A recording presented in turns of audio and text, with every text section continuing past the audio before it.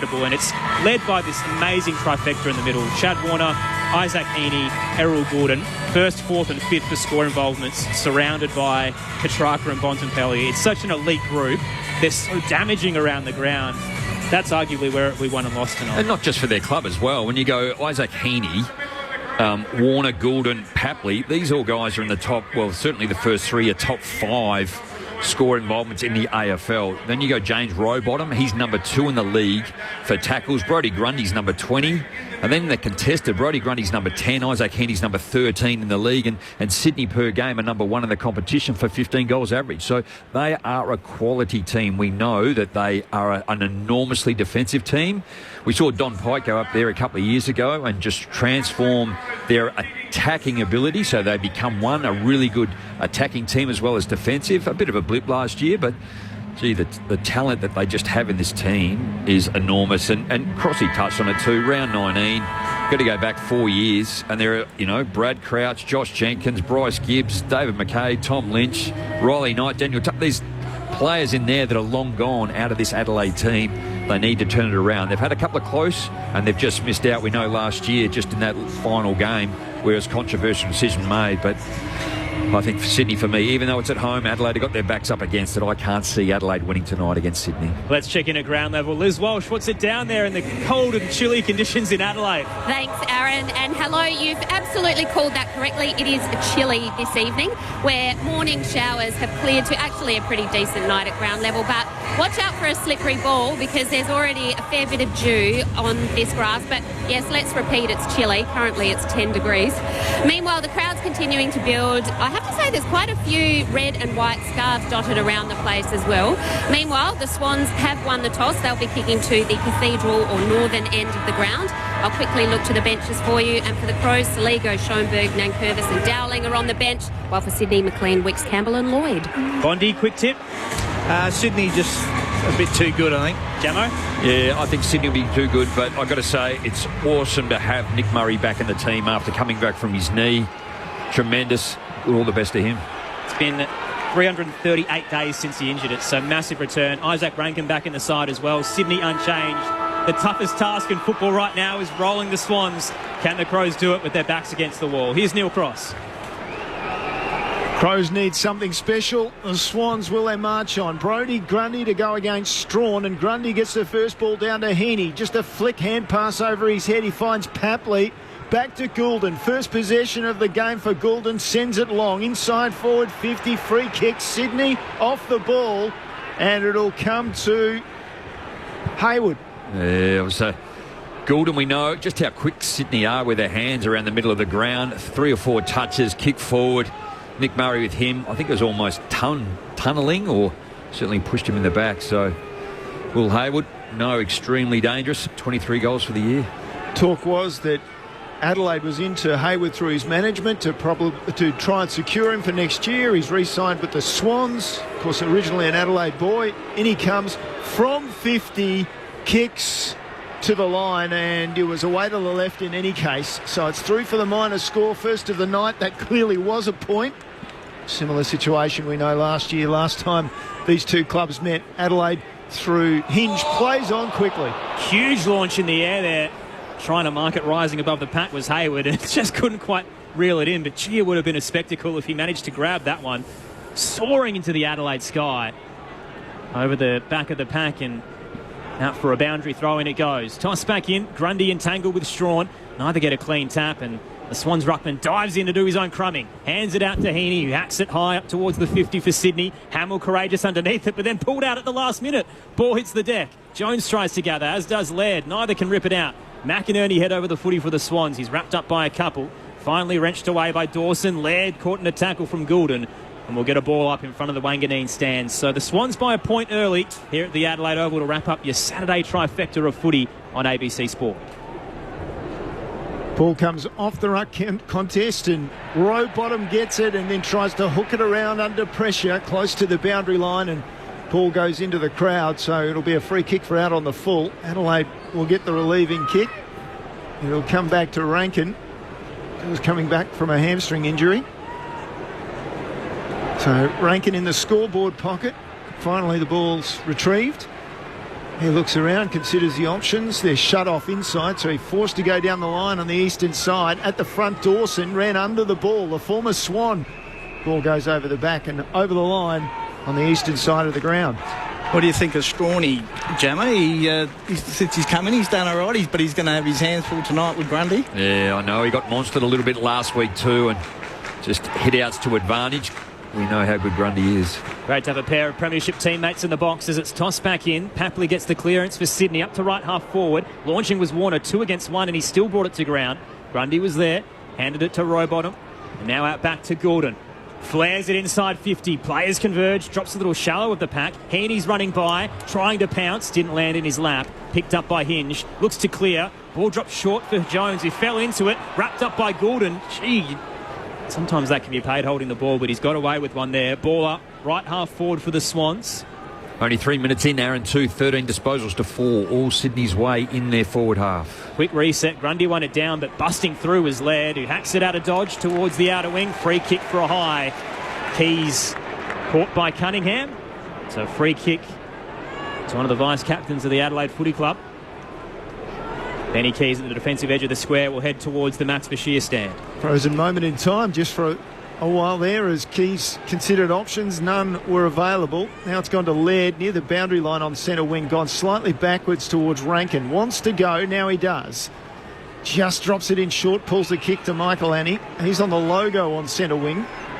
Now he can have Hinge overlapping on the outside. Gives the handball to him. Long looking for Fogarty. Fogarty surely blocked. What does the umpire think? Yes. He was about to launch and Melican came across and just powered into him and took him to ground. And the umpire says, yes, that's a free kick. You had no intention of taking the mark. I think he still took the mark. Well, look at that. It was good body work by the fault. Just the way that they sort of set that up, didn't they, too? The Isaac Rankin short kick. Just pulled it a little bit too. Hinge with the run. Just that overlap. They're going to have to do that all night. Sydney is so strong defensively. 4.5 minutes in. A first look at the goals for Adelaide, and Fogarty converts. Crows take the lead. Just the 1 goal strength to Sydney's 1 behind on AFL across ABC Sport, ABC Radio, News Radio, Digital Radio and the Listen app. Rod Jamieson and Troy Bond. They're going to need the Fog tonight, mate, with Tex out. The Fog's going to have to kick 3 or 4 for the Crows up forward. Yeah, James Bale at Borlays has gone back there too, so he's going to have that to play that forward role. They've sort of swung him around from forward to back, and he's filled some holes when he's come back in. Braden Cook also the other tall up forward for Adelaide. If there is a chink in the Swans' armour, it is opening quarters. They're 6-6 for the year. It's their worst term. Had the opening 6 against Geelong last week, conceded the first 2 to the Dogs, the first 4 to Carlton. So a chance for Adelaide to get a hot start. They're up by 5 here at the Adelaide Oval. The thing about that, Aaron, there's still 3 quarters to go after this one. Long night ahead. Strap yourselves in. Grundy down to the bootlaces of Heaney, who towed it towards Jordan, got it to McInerney. The Swans slowly working their way to half forward. Busting through, spun in the tackle was Campbell, but he got it out towards Papley, who braces and dances away from the pack, chips it into the 50, and all alone was Taylor Adams. 30 out, tight angle to the left. Again, that's how good they are. They're just quick with their hands and really astute with their ball movement and by foot too. When Papley just came through, cut the pack, could have blazed away, but how good was his eyes just to find Taylor Adams in a better position. The former Magpie chasing a flag after missing last year's grand final triumph. Starts just outside the paint of 50. Methodical approach. He trots in and shakes it across the goal face. It'll stay in the field of play until Butts smashes it with a double fist. He actually wanted the behind, and it's gone over the boundary line instead, and he was quite disappointed with it. Threw his head back. It'll be tossed back in front of the scoreboard. Adelaide up by 5 at the 6-minute mark of the opening term. Well, in the end, he probably could have taken the mark. 5 inside, 50 to Sydney. Crucial stoppage inside 50. Ball comes to ground. And just a little quick kick out of there by Scholl. Cleared it away. Keys was taken in a tackle, managed to get it loose. Laird then gave it to Hamill by hand, and then his short kick knocked over the boundary line by the Sydney defender and Melican.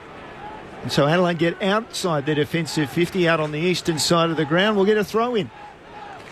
Now, Curvis has been pretty good since he's come in, Gemma. Yeah, he's done his roll down back.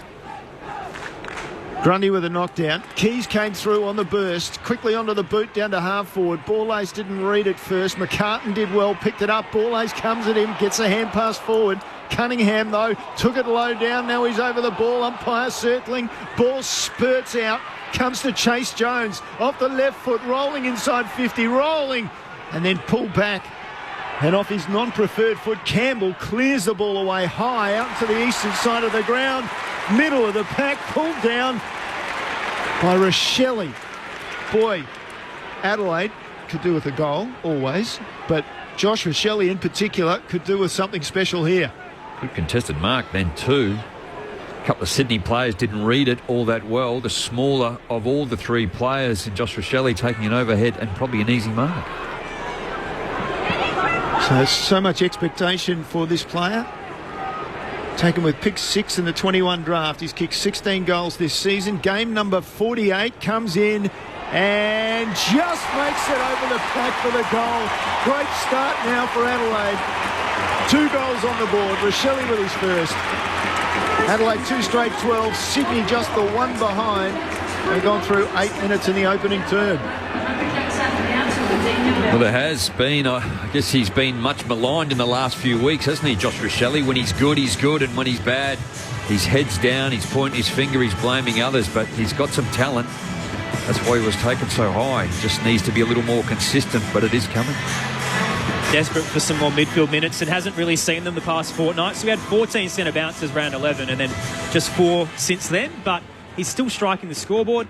He's now got his 17th goal of the year, and Adelaide's up by 11, so they won't complain. No, he's back into the middle now. If you touched on Jake Saligo into the middle, Schoenberg, Isaac Heaney's in the middle there too. James Rowbottom, what a talent he is. Wobbly high bounce in the middle. Both rucks stay down as Strawn wins it towards Adams, though, for the Swans, who rolls one up towards half forward. Hayward charging out of the 50, taps it back to Grundy, who releases Heaney out on the outer side. Darts his way past the tackle of Hinge, hands it off towards Adams, looks all too easy. They're so slick. Adams will go from 45 and cap it off with a major. Smooth footy from the Swans, and they strike back with their first goal of the night. 1-1-7. They trail Adelaide 2 straight 12. 10 minutes into the opening term. Saturday night footy on ABC Sport. Aaron Bryans, Neil Cross and Premiership Crows, Rod Jamieson and Troy Bond with you. Great hands by Heaney, getting tackled and still got the vision and the talent to get it off. And beautiful kick by Adams to finish off from just inside 50. Brodie Grundy, he's the one, isn't he? In the middle, gets the tap, runs down, was able to follow his work up, drew the Adelaide players, and then just that handball over the top. The structure, the setup that which Sydney work hard. Heaney wide and forward. He's had an incredible year today. So 3 centre clearances, or is it 4 now for Sydney, I think? So, well, it's certainly 6 clearances to 3 in their favour. So Grundy again had the best of the ruck contest, sent it forward, picked up by McInerney, taken in a tackle straight away. The umpire quick to blow the whistle. Hinge with the tackle for Adelaide. Ball up comes again. Grundy got rid of his man, gets the ball himself on the ground, just hand passed into space. And ball just near half-back, taken by Adelaide, and inside went the kick from Nankervis. So Adelaide will be able to move it to centre wing. Scholl looked like he had it, worried out of it. And he'll get another chance now as the hand pass came up from Nankervis again near the interchange gates, thumped over the line by Florent, coming from behind, flying over the top of Schoenberg, and we'll get a ball in. Good work there by Campbell, not to give the free away, get the block in. Like Scholl lost it in the light, maybe. Braden Campbell, one of 5 academy players out there for the Swans tonight, which may be a topic we'll bring up in the post-game depending on how this plays out. They're a very talented list, Sydney. It's the reason why they're up the top of the table right now. Adelaide by 5 early. Toss back in. Grundy takes it out of the ruck up against Strawn, but fumbled late. McInerney threw it out towards Florent, and the umpire saw it just behind the logo. So free kick to the Crows, true centre wing on this broadcast side. Jake Saligo handed the pill. We'll pop it on the 45 to his skipper Dawson, just the required 15. Bang it long towards the 50. Pat converges. Everyone flies for it. Hits the deck. Grundy shoveled a handball straight to Scholl, who breaks away from 45, eyes the big sticks and slams it through. Scholl's first of the night. Adelaide back up by 11. 3 straight 18 for the Swans, 1-1-7. 12 minutes into the opening term. Saturday night footy on ABC Sport. If you want to get in touch, the text line 0437 774 774. Your experts, Rod Jamieson and Troy Bourne. I don't think Brody Grundy then realised he had a little bit more time than what he had. Just a dish out, and it was a great kick by Shoal in the end. Yeah, just really smart, composed at the front of the pack. Was going to snap away, realised he had a little bit more time. 3 inside 50s Adelaide for 3 goals. They'll take that every time. Just having a look at the stoppages too, and already the impact that Grundy's having. 7 hit-outs to 2, hit-outs to advantage 2, clearances Grundy 2, Heaney, Rowbottom, Jordan Campbell, and then Jake Saligo, who's only just come onto the ground. So around the contest, the clearance work, ruck work, Sydney just dominating in this early part of the first quarter. Just a warning, I think, for Adelaide there for a 6-6-6 infringement. Ball in the middle. Grundy just taps it out. Borlase has gone into the centre for Adelaide. Michael Annie comes away with it, sends it down towards half forward. A stretch by McCartan, couldn't get it. Schonberg then picks it up. Inside 50, low ball, too low for his intended target. Goes out the back. Florin picks it up for Sydney immediately. Flicks it to the eastern side. Hayward in front of Nankervis. Just inside defensive 50 for the Swans. The North Adelaide products. The 3 South Australian Swans out there tonight. Points long and sends it in that direction. Up the outer wing. 2-on-2 there. Rising from the side though. Big fly from Strawn. Cuts it off. Looked to square it up, trying to get it towards Dowling, and Gordon was waiting. So all that effort. It's Nick Murray who launched, and in the end he's coughed it up. So Errol Gordon has it just wide of the centre circle. Dance around the man on the mark and then dinks it up towards half forward to find Grundy. He's been lively early. Has a runner outside. He'll hand it back to Gordon. Pops it into the left forward pocket. Little shallow in the end for Papley. Hits him on the bounce and has scored it over the boundary line. So 25 out from the Swans' goal left forward pocket. They're trailing by 11, but inside 50 right now. Would you have Grundy in front in the All-Australian at the moment in the ruck, Jammer? Well and truly. Well and truly. Everyone thinks Gorn, but I'd back you up on that. So the ball flicked in. Grundy against Borlase, neither really touched it. It was taken by Warner. Runs backwards, still at the speed of light, and then sends it inside with a kick that only finds Laird. So Laird for Adelaide with the intercept mark on defensive 50. He drops it in short. Boy, that was dangerous, but got away with it. Shoal now called to play on, and lurking was Rowbottom, who's got him straight away. It'll be play on advantage. Papley over the top, inside 50. It'll get called back because everything had stopped, and then Papley went on. So Rowbottom will take the free kick, 55 from goal. Shoal unlucky then.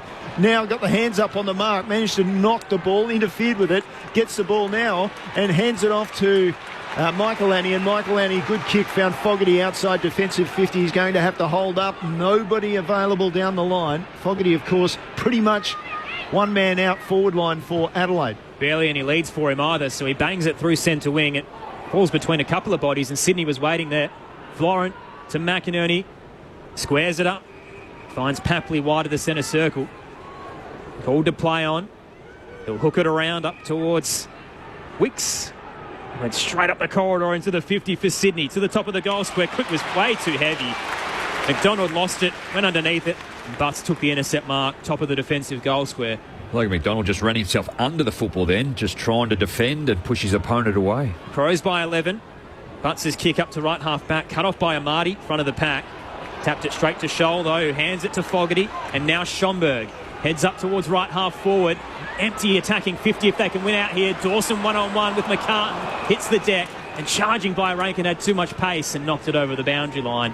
It'll be tossed back in. Liz Walsh downstairs. Yeah, Crows trainers down here are keeping a very close eye on Nick Murray on his return from his ACL injury. They've actually been out there twice already tonight to make sure he's okay after he's been in a contest. Worrying signs for Adelaide. Concerning, you'd say, for the Swans. They just haven't been able to take advantage of their possession. Adelaide now flicks the ball away to Laird from the stoppage. 25 from goal. He drops the ball. On the ground, there's a scramble. It's picked up by the hand pass, came out to Dawson with the snap at goal. Dowling was in there and picked it up and gave it to him.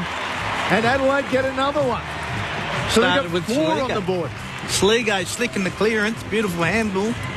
And Yeah, Jordan Dawson with the finish. You'd have to be happy with Saligo this year, mate. He's probably one of the Crows that has probably gone on the last couple of years. He's, he starred in the showdown, but he'd be one that you'd be happy with his progression. He's had a good year. Certainly last year he started to do a little bit too, just his ability to be able to read the football, be in the right spot, his delivery, his kicking has been good. A little bit like Adelaide tonight, they are dangerous. Again, 5 inside 50s to 8 in favour of Sydney, but when Adelaide have gone in, they've got 4 straight goals and just composed. We just saw Isaac Rankin back in after a couple of weeks doing his hammy. Just didn't quite sit. Dawson did well to bring it to ground without giving away the free. Just looking dangerous. They're going to get warned here, I think, too. Thoughts of premiership teammates Rod Jamieson, Troy Bond, as the umpires have a think about the 6-6-6, and they're actually letting them move. They probably will end up cautioning them, and they do late. So they've already been cautioned. The last set of bounce. Here we go. Sydney handed the footy and a quick exit. Booming kick towards the 50. McDonald rises, slapped away by Murray. Players converge. Jordan tackled, lost it. Sliding in Murray, gets a handball out for the Crows. Scholl couldn't take it under pressure. Spills to Hayward. About 40 out from goal. Retreats with the handball to Lloyd. Spots a Marty at the top of the goal square. Sent it in his direction, but Hamill got back late. Knocked it down. Schomburg out to Scholl. He hacks it out of there with a worm burner that clean bowls Keys. Sitting at the back. Big tackle laid to wrap up Dowling. We'll get a ball up inside Sydney's attacking 50. 40 out to the right-hand side. Adelaide leads by 17. So 4 straight 24 to 117. 19-minute mark of the opening term. And out of that stoppage, it's escorted to the boundary line. So it'll be tossed in front of the Wanganeen stand. Pressure's been good here from Adelaide. They're going 34 kicks, 14 handballs going at 53%. Sydney wouldn't like this. 23 kicks, 22, but they're only going at 43%. So the pressure from Adelaide is good. Obviously need to keep that up. Ball on the ground from the ruck contest. Rowbottom slips it to Warner. Accelerates to within 45 and then away with the kick to the left as he had a good sider on the goals. So 19 minutes down in the opening quarter. Sydney narrow the margin. 16 points in favour of Adelaide. They bring the ball in quickly through Keane. Drops it in short to Hinge. See the way that Adelaide... turnover. Nervous tried to centre his kick across defensive 50 to Michael Annie. Was shallow and low, cut off by the Swans, and Rowbottom becomes the tackler quickly to hold things up. But gee, that was treacherous. I reckon that was lucky, Aaron. I think one umpire in the middle was just about to call holding the ball. In the middle, McLean won it down for Sydney. Laird was there to pounce. Quick kick off a step up towards the centre square. Spilled through the hands of Hinge waiting. Saligo tried to get it around. Taken away, though, by Cunningham, who gave it off to Florent Court. Holding the ball. Free kick to Adelaide, and they want to go. Keys had 2 outside runners. Couldn't release them because Sydney was standing next to him. Wants the 50, and it looked like they were about to pay it. And he should have got it too. The controlling umpire was ready to go, and the non-controlling came in and reset the mark. So that'll unrest the Crows faithful here at the Adelaide Oval. But they still have the footy, and they've moved it to the broadcast wing. Laird marks. Kicks up to Scholl. Too far out to score, so he'll hand it wide to Keane, who swings it inside. Up towards Strawn, who launched. Tapped it down to Keys, front and square. 1-2 with Dowling. Hooks it around the body. On the line, it's an excellent save. Diving back is the last man. Braden Campbell, the desperation to rush it through for a minor score. It's Adelaide's first blemish of the night. 4-1-25. They lead Sydney 1-8. Time on in the opening term. Saturday night footy on ABC Sport. You see the style with another poor kick in from Blakey. Sydney recovered, just the way that Adelaide are moving it really short and on the 45. So from that poor kick in, they've managed to get it at Papley at half forward. The kick came there from Adams. Inside goes Papley, drops it in right on the 50. And the mark taken there by Hayward, who's had a good start to this match. And he's going to have a look at the goal face. So man on the mark standing 49 from goal, just slightly to the left. Doing it at both ends too, Will Hayward. Just taking a couple of marks up forward and took one 30 metres out from Adelaide's goal at the other end only a few moments ago. In he comes. Gee, he got a lot on that ball, but he was well astray. Out on the full, in fact. Adelaide quickly takes the kick. That was Keane. Dropped it over the top to Laird. Ran past for the hand pass. Laird said, keep going and I'll drop it to you, and he does. So Adams stands on the mark, about 40 from goal, right against the boundary line on this broadcast side of the ground. Keane coming straight down the line. Strawn should mark this on the chest, and he does so. He left his player in Melican behind by about 5 metres. Led up to 10 touches now as well in this opening term at the 22-minute mark. Strawn leans back on the kick. It's nice and straight down the line, and Blakey knew exactly where it was going to drop. Rising above Darcy Fogarty to clunk the intercept. Nick Blakey, who had a Brownlow vote the last time these two sides met, sends it up to the attacking edge of the square for the Swans. Keane there almost took it away from Strawn, who becomes the tackler at the ball drop on Wicks. Spilled out towards Warner, dancing through traffic, hands it over the top towards the 50 as he ran out of room. Just a hit and hope. Keane was waiting. He cuts it off for Adelaide to Rochelle, who spears it down the line, low and hard, to ball ace sliding in. What's Blakey done here? Does he limp a little bit? No, he's running back. He didn't look like he hit the contest, then pulled up a little sore. Takes a lot to squash the Lizard. Ball ace up through centre wing. They converge close to the boundary line, and Strawn the target. Spoiled by Rampy flying across. So boundary throwing to come in front of the benches. Adelaide up by 17 with the hot start. 4-1-25 against the ladder leading Swans 1-2-8. Still 5 minutes to play. Saturday night footy on ABC Sport. A lot expected of Kieran Strawn, the ruck for Adelaide. Just his 7th game of AFL. He gets the ball on the ground, gives it to Schonberg from that throw-in contest, and down the line, Schonberg's kick knocked over the line by Cunningham away from ball ace, and we'll get a throw-in about 60 from the goal face. Adelaide attacking the River Torrens end of the ground, and with a good start, 17 the margin, well into time on now in the opening term. Strawn and Grundy go at it. Grundy gets to the front, follows up on the ground. Schonberg comes through, just hand passes forward in a tackle. It's picked up, and the Swans share it through their hands. Finally to Campbell down the line. Heaney, great mark, immediately bounces out with a left-hand hand pass to Florent. Then down the line goes Jordan. Gee, that's a good mark too. Right against a boundary line under pressure. Papley jumps onto the fence and back down, and he's at half forward, sends it long, sends it deep into the pocket off McLean's hands and over the boundary line. In fact, it was McDonald who was the target down there, but it's over the boundary line, left forward pocket for the Swans. Murray, just the contest, a big fist, hates getting beaten. Be a welcome addition back into the Adelaide side. Sydney lead the inside 50s 13-6, but down by 17 points at the moment.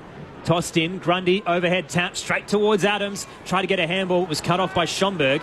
Sliding through, Heaney tried to wrench it out. Adams in the end got the handball on hands and knees. Found McDonald 45 out. Retreats with Goulden. Little 1-2 with Cunningham. Goulden now on the left, curling it to the top of the goal square. McDonald there had 2 to beat. Tap to the goal line. Racing past, McInerney couldn't get there in time, and it rolls over for the minus score. So Adelaide's lead reduced to 16. 4-1-25, plays 1-3-9. Time on in the opening term. Saturday night footy on ABC Sport. Adelaide just calming things down. Billy Dowling with the ball in hand. Out in the scoreboard pocket of the ground goes the old scoreboard, I should say. Down the line, Cook comes forward, meets it nicely. Virtually uncontested in the end. Right on the boundary line on the eastern side, he finds Keys. So they're trying to spread the field. Keys goes back at 45 and finds Hinge. 24 marks to 11 in favour of Adelaide, the way they're using the football. Short kick, 45. Not just going down the line, which is where Mitch Hinge is going now. Yeah, no options that time. They dried up. Down the line he goes. Off Strawn's hand to the front. Melican looked like he may have pulled it in. Umpire says, no, you didn't. Give it to me. Ball up. So it's a left half forward for Adelaide, about 60 from the goal face on the eastern side of the ground. Coming late, Grundy, entangled with Strawn. Line it down for the Swans, looking for Heaney. He's wrapped up.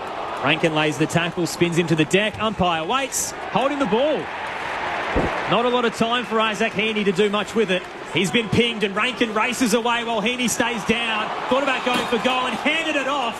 Dowling tackled, holding the ball. What was he thinking? He's given it away. And McLean receives the free kick, and here come the Swans on the counter. He didn't want it. Swans get it down to half forward. It's a 2-on-1. Ball goes over the back. Adelaide get position. Little flicked out hand pass came for Nankervis. Got it out towards Hinge. Then down the line to half forward. He was in search of Keys on the lead. Enough pressure there coming from the veteran in Jake Lloyd. Forces it over the boundary line. just a quick list check on the two teams. In terms of 100-game plus, Sydney have, on my quick count, 12, Adelaide just 4. So that's the difference for the Crows in terms of experience and expectation tonight as the ball comes back into play from the throw-in. Grundy won it down, but there was high contact against Rankin, or Strawn in the end. So the ruckman receives it from the young mid.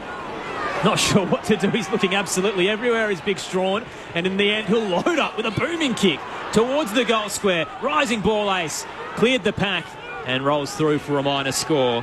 That lead just seesawing between 17 and 16 right now. We've had a run of 4 behinds end to end.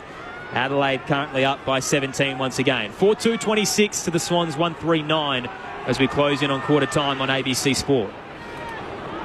Blakey with the lizard brain working hard.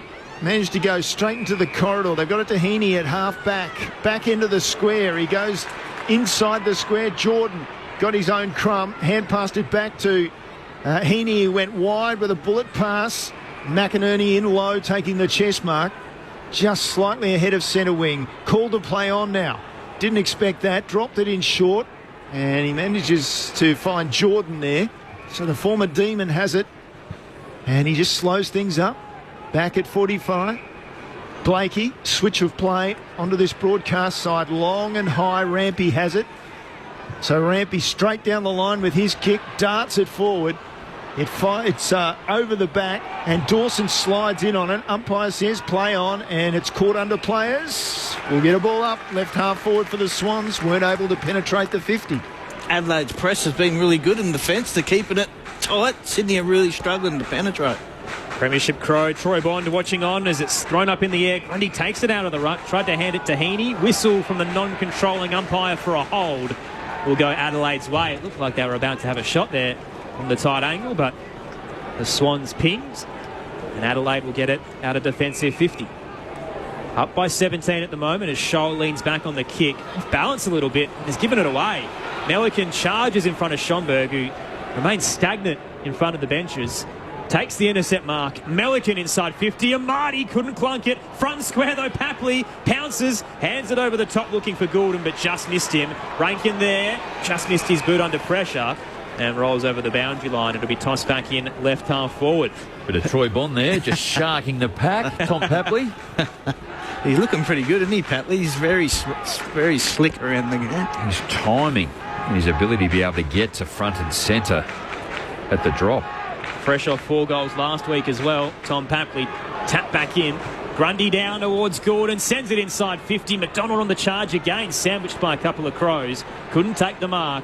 Laird hacks it out of dodge. McInerney was waiting but slipped over in the cold Adelaide night.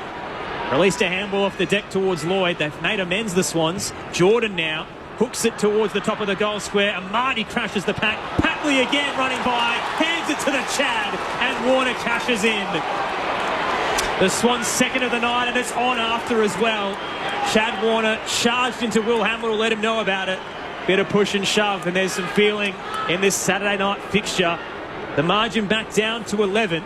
Adelaide 4-2-26. Sydney 2-3-15 as we close in on quarter time. Your experts, Premiership Crows, Premiership teammates, Rod Jamieson and Troy Bond. Yeah, Papley, well, that was the pick. A bit fortunate there with the bounce, but... Geez, he hits the backpacks hard, doesn't he, Papley? Yeah, he does. He just the timing of it, the ability too. And as Warner, as good a player he is, he just ran straight into Scholl, I think, and gave it to him. Nick Murray won't tolerate that. McInerney. Oh, sorry, not McInerney. That's his own player. It was Michael Annie. So now a free kick in the middle has gone to the Crows. Immediate play on, and Adelaide goes wrong. A huge leap, and unable to bring it in was Fogarty. Had a great leap. One hand up, couldn't secure it. Now here's McInerney off half back, gave it to Rowbottom, tackled immediately. Great opportunity for the Crows. Free kick out of the middle. How good was that? Darcy Fogarty took a seat and was there for a good 3 seconds. He had it and then he didn't. He was seen one at one end. Tossed up, Strawn wins it down, bursting by his Rankin, brushes off the Rowbottom tackle, and the siren beats him as he tumbles it towards goal. Gee, it was a magnificent set play. They just couldn't cap it off. The Crows fans won't mind because this is an effort they were desperate to see after last week's performance. They lead at the first change. over the ladder-leading Swans. 11 points is the margin. 4-2-26 Adelaide. Sydney 2-3-15. The goal scorers, all individual. For the home side, Rochelle, Dawson, Fogarty and Scholl. For the Swans, Warner and Adams. Got a great New South Wales flavour on the text line tonight as well. 0437 774 774. Wilco says, listening to the footy from northern New South Wales tonight. My sons have the bye, so I'll say go the Swans. I reckon they'll welcome you with open arms, Wilco, especially for tonight. And also Stu and Figgy in Port Macquarie say, loving the call, calm the Swannies.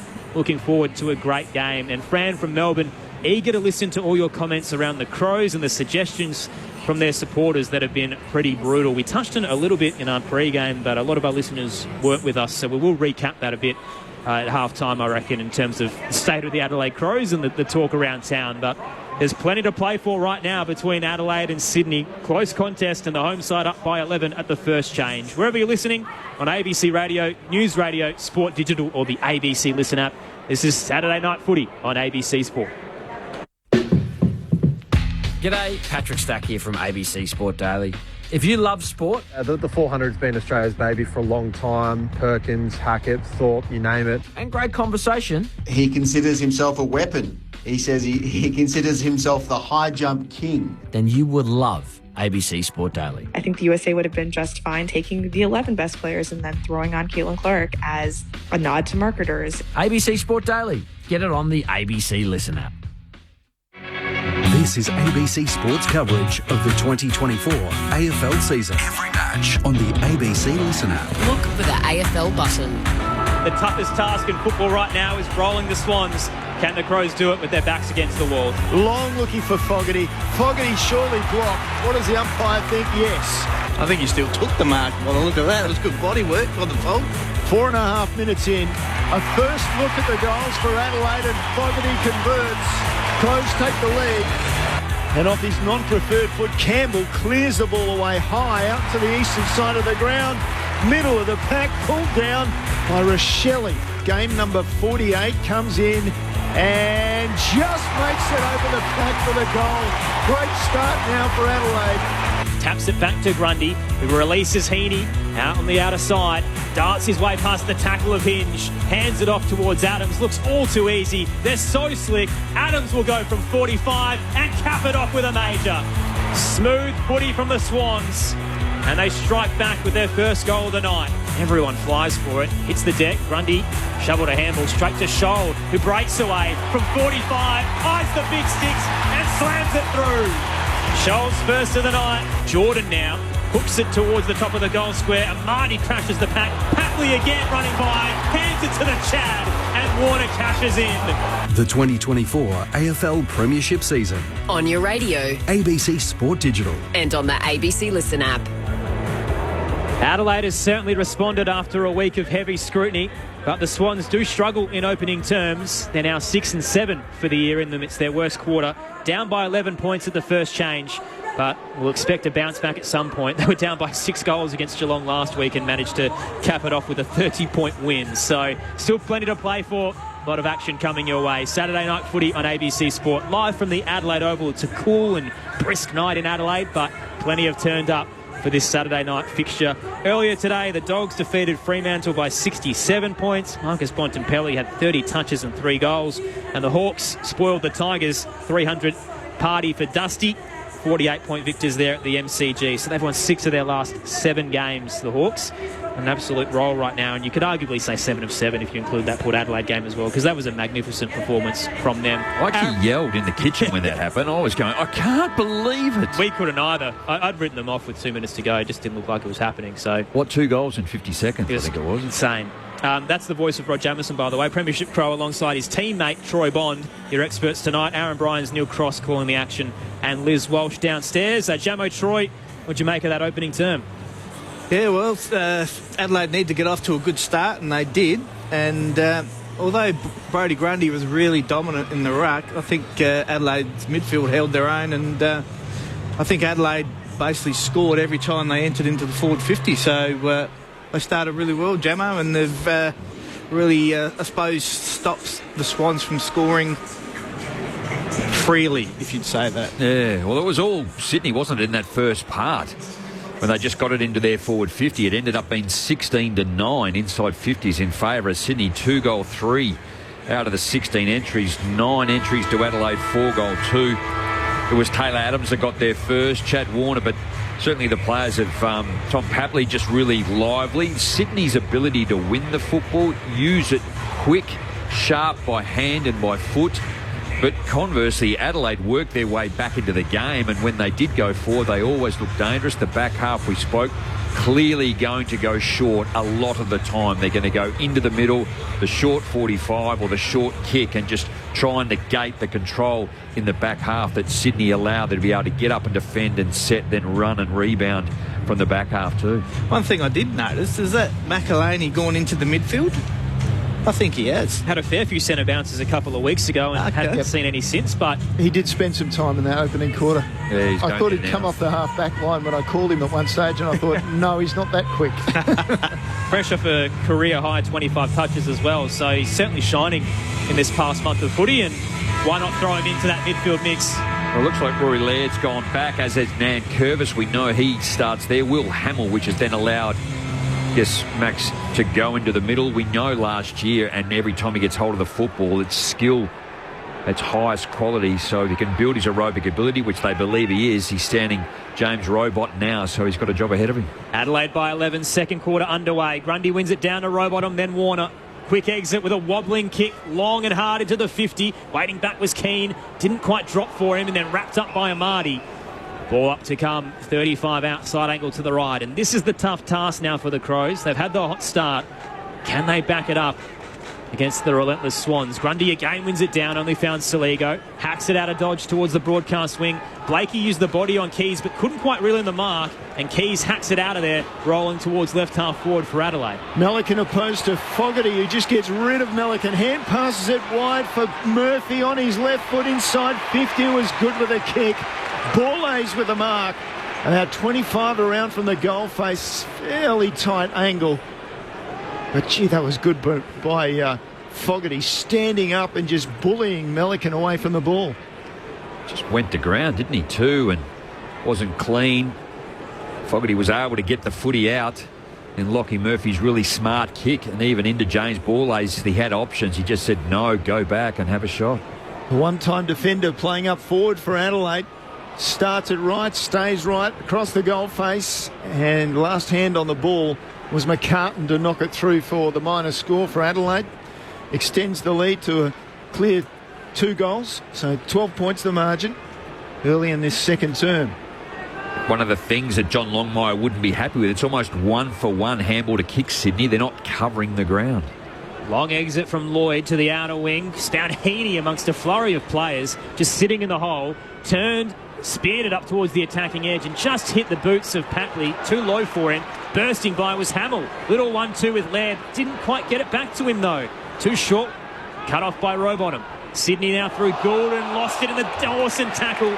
Just casually strolling through the centre square and has given it up. The Crow skipper breaks away. Chips to the 50 and found Saligo.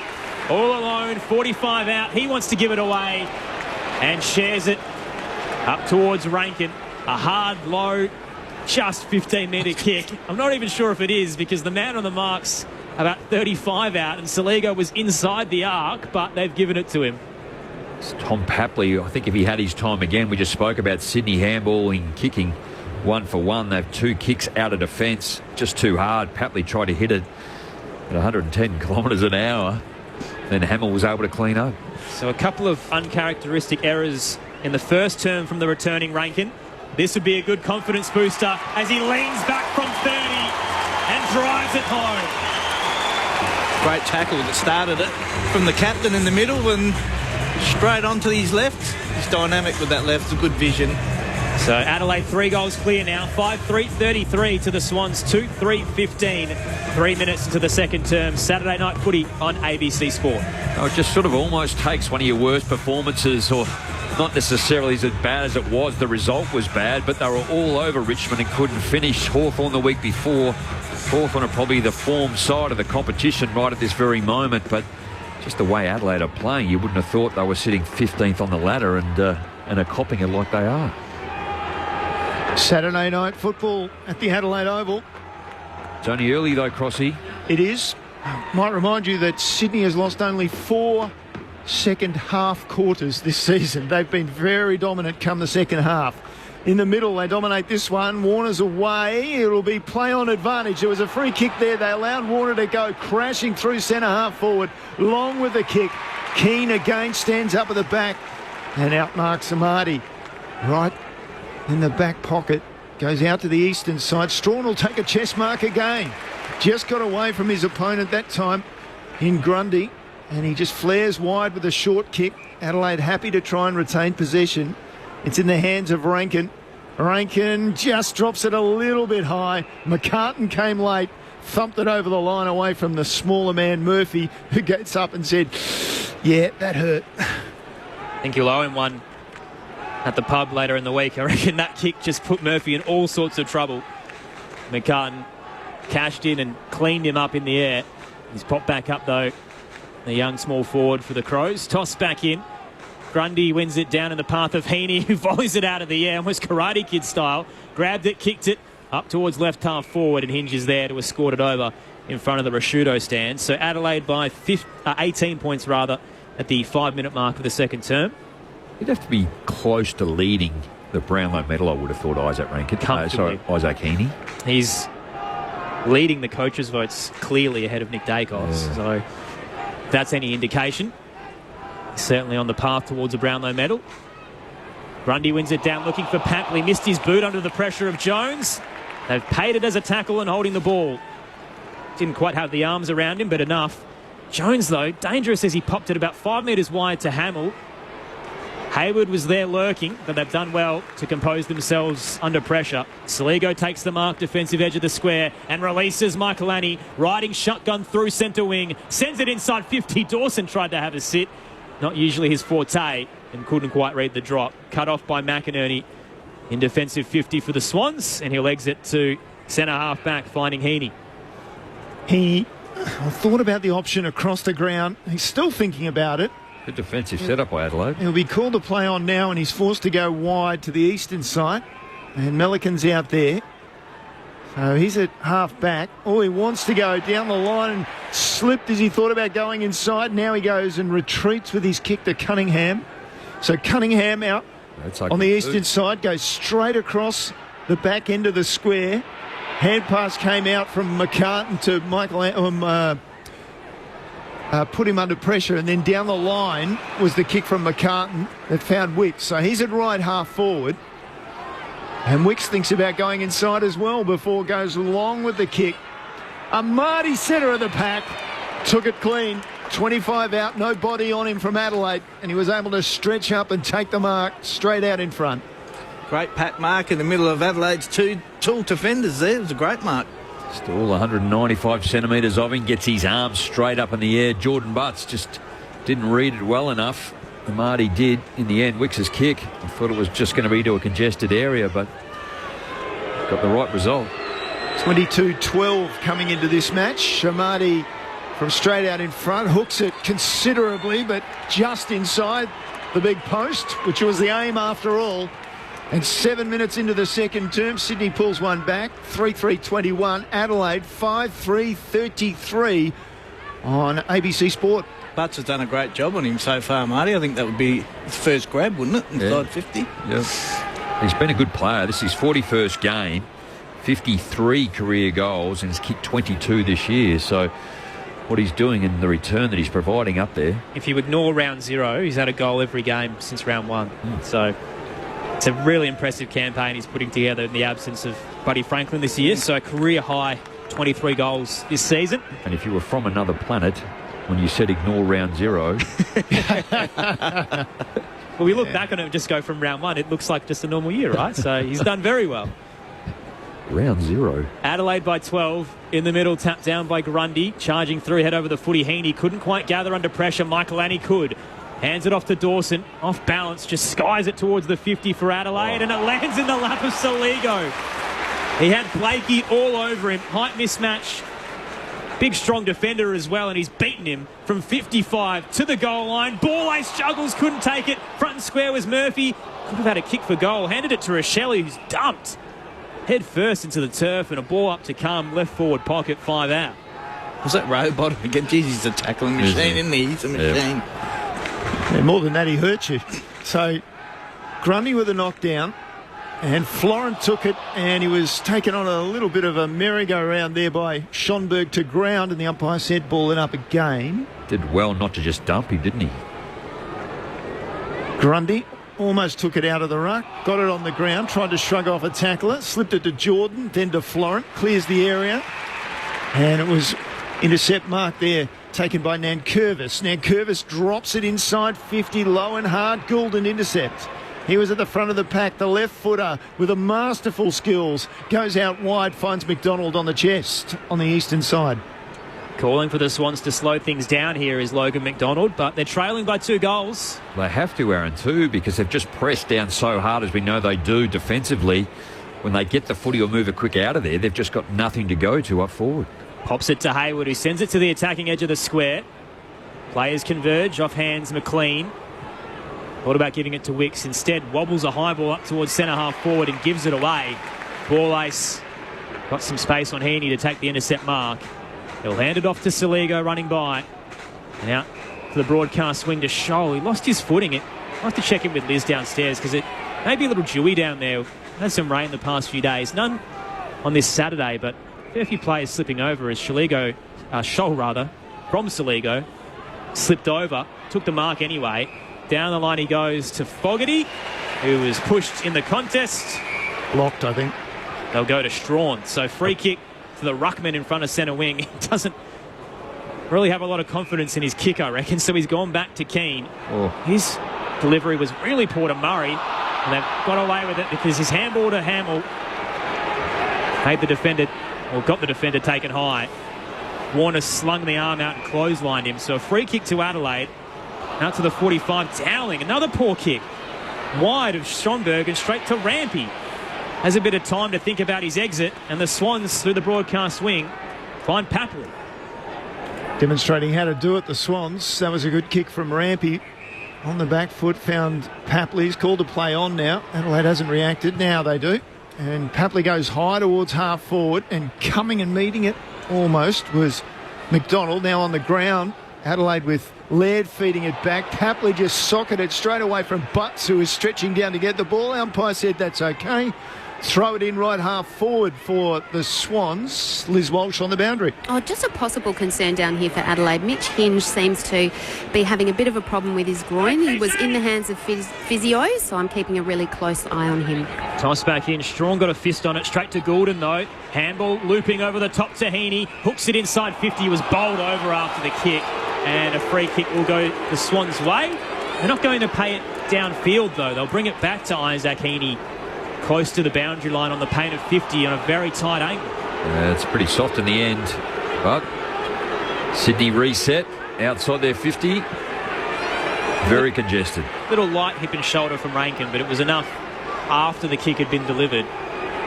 So Heaney pops it to the goal square. They all rise as one. McLean got a hand on it at the back. McDonald tried to kick through traffic off a couple of shins that found Laird. And Dowling hoists it out of dodge towards right half back. Campbell all over Keys, and a holding free kick to go his way. So Adelaide have it in front of the Rashudo stand. They're up by 12 at the 12-minute mark of the second term. Saturday night footy on ABC Sport. Frantic signalling from Keane back at the top of the goal square. He receives it from Keys. They want to swap sides, so they've come to this broadcast side, and it's taken by Nankervis. So Nankervis just holds it up, left back pocket, drops it in short. Hamill just ahead of McLean, who was putting pressure on. Free kicks 11-6, Crossy too. Sydney have been a little undisciplined with some of their acts just in the contested area. Hamill long down the broadcast side. McCartan knocks it down to ground towards the boundary line. Picked up by Cook. He got it away to Saligo. Broke the tackle. Inside to Strawn. Cook follows up. Wants to go across the ground. A dangerous kick. Opens it up. Should be a free kick to Adelaide. Play on advantage. Laird streams forward. Kicks it for Murphy. He has to knock it on under pressure from Rampy. And it was taken by Campbell, who thumps it out on the full. Oh, Sydney. Campbell had a lot of time then, and he just threw it straight onto the boot. Adelaide will come again from left half forward. Unlike Rory Laird too, he had 2 targets, missed them both, and I think in the end that's what Sydney would have been happy with that. Cook takes the free kick inside 50. Fogarty had a rise, couldn't clunk it. At the fall, the footy, Jones becomes the tackler on Goulden, who was trying to dart his way out of dodge. It'll be a boundary throw in as he lucky there, Goulden. Over the line. Very lucky. Had Pryor, but the boundary line has saved him. Quickly down to Liz Walsh. Mitch Hinge is back out on the field, so that's more great news for the Crows. Just great anticipation there by Chase Jones. Adelaide by 12 and inside 50. It's tossed in. Ball lays down to Rankin. Bang! There is no one better than him. I thought we go on about Papley, but he's the best in the comp. He's got 2 for the night, snapping from 30. And Adelaide back up by 3 goals. 6-3-39, plays 3-3-21. 14 minutes to the second term. Saturday night footy on ABC Sport. Your experts, Premiership Crows, Rod Jamieson and Troy Bond. He's the X factor, isn't he? He's a class player. He reminds me of a little bit of a young 18, but I would have done a hamstring probably going that quick. But geez, he's a class player. There's no one better around the stoppages than Isaac Rankin up forward. Just lively. His ability to blow the congestion apart when he hits it straight on, and he doesn't need too many steps to actually get it to his foot, does he? And he's brute strength. Like, he's only a tiny, wiry little guy, but he's got the ability to really do the Dusty Martin type push-off. And here Sydney are going to get a warning for their lack of 6-6-6. Rankin 22-6 now for the season. Of course, missed 3 weeks with a hamstring coming back. Great hamstring conversion. Appears to be okay. So we'll resume after that warning to Sydney, and Papley comes away from the stoppage, gets it down towards half forward. McDonald taps it on. Goulden collects, and the left footer smoothly moves towards the goals and couldn't get himself squared up enough and kicked the minor score. So Adelaide through Murray, immediately bringing the ball in long and high, and finds Scholl by himself on this broadcast side. They're not wasting any time. Handball off to Hinge. Then the butts. Back towards Laird. He's pushed as he kicked it up towards the attacking edge. Coming late, Fogarty got hands to it. McCartan shirt fronted, bowled over. Sydney, though, have numbers. McInerney tried to find Goulden, and then Lloyd. He ran out of room. And over the boundary line, it'll be tossed back in. The Crows faithful, very pleased with what they've seen in terms of pressure and effort and intensity. It wasn't there 9 days ago. This is the lift they've been crying for. Through the roof at the moment, just their pressure. They're just coming at Sydney and what they're implying and anticipating. Tossed in. McLean found Warner. And now Adams for the Swans. Turns and hooks it up towards right half forward. Kick bounced a little short for Amadi and had a bit of backspin. Didn't favour him. Hamill now gathers for the Crows. Brushes a tackle. Sends it up the broadcast wing. Sat up a little long there from McCartan, and he's crunched. Hits the deck. They'll get the exit anyway, but Keane is sitting back as the brick wall for the Crows. And he pops it short to Hinge at the defensive edge of the square. Adelaide by 17, approaching time on in the second term. Saturday night footy on ABC Sport. Adelaide shipping the ball around. Keane's intercept mark, then Papley came across. Amazing what you can do mid-air. He pulled his chest back and didn't hit him. He knew he was going to be late. So Dawson has it near the interchange gates, goes high towards half forward. Huge pack, off hands, over the boundary line. Left half forward for Adelaide. Broadcast side of the Adelaide Oval, which is not at capacity, but there's a certain feeling about the Crows crowd at the moment. They're very happy. 6-3-39 the Crows, 3-4-22 the Swans. Sorry, Crossy. 21-11 marks in favour of Adelaide this quarter. Overall 45-30, so just maintaining possession, chipping short. Toss back in. McLean won the ruck tap and only found Rankin, who was immediately clotheslined. So free kick to the young speedster, who's just looked like the injection of energy they've needed this past month. He's missed those games with a hamstring injury. Had 2 for the night. Bit of a slow start early as he found his feet, but he was always there around the ball. There's every chance here to Warner to jump in the air and you'll get around him. Yeah, I was going to say, he's going to fake here, isn't he? He's going to. He gets close to the man on the mark. Rankin opens the angle on the right. It starts far wide and won't come back. And off hands, it's touched and over the boundary line. Going to do so it will be tossed back in front of the scoreboard. One of the brother boys, old name, Eddie Scud Hocking. Yeah. Going to do an Eddie Hocking. Every time. Man down there making the big leap, couldn't pull it in, was Murray, a long way from his defensive post. He's gone back there now. Ball comes back in. Off the ruck contest. Straight over the line again in that scoreboard pocket. So the ground isn't full as it can be, but I'll tell you what, the hill's pretty much packed. Wonderful feature of the Adelaide Oval. Retaining a fair bit of character and characters up there. The ball comes back in. Goulden gets it away from the contest. Outside 50, intercept mark. Nankervis low down and took it. Adelaide will press again. He's got the option around the arc and he goes wider at right half forward, finds Butts. There's only 3-4 Sydney players outside Adelaide's 50. Inside 50 goes Butts. Sean is the target. Would have hit him as well, but Murphy cut him off. Hits the deck. Fumble there at the top of the goal square. Then it's put through anyway. Oh, it's an excellent effort from Cook. Had to beat 3 Swans. Dropped it. Kept fighting. And hacks it through from the top of the goal square. And Adelaide, 3 goals to 1 this term to extend their quarter-time lead to 23 points. The Swans keep fighting, but Adelaide have the answers. 7-3-45 to 3-4-22 approaching time on in this second quarter. Saturday night footy on ABC Sport. Your experts, Rod Jamieson and Troy Bond. It was very clever by the young man. Great second effort there. Went for the grab first and then smart enough to get the kick through. He looks all right up there, the big boy. Cookie. Sydney are really struggling at the moment. They've been so good defensively. Talk about the numbers that they had then just on that occasion. They've only been inside 50 in the second quarter, only 5 times to their 1-goal one. Adelaide a 9.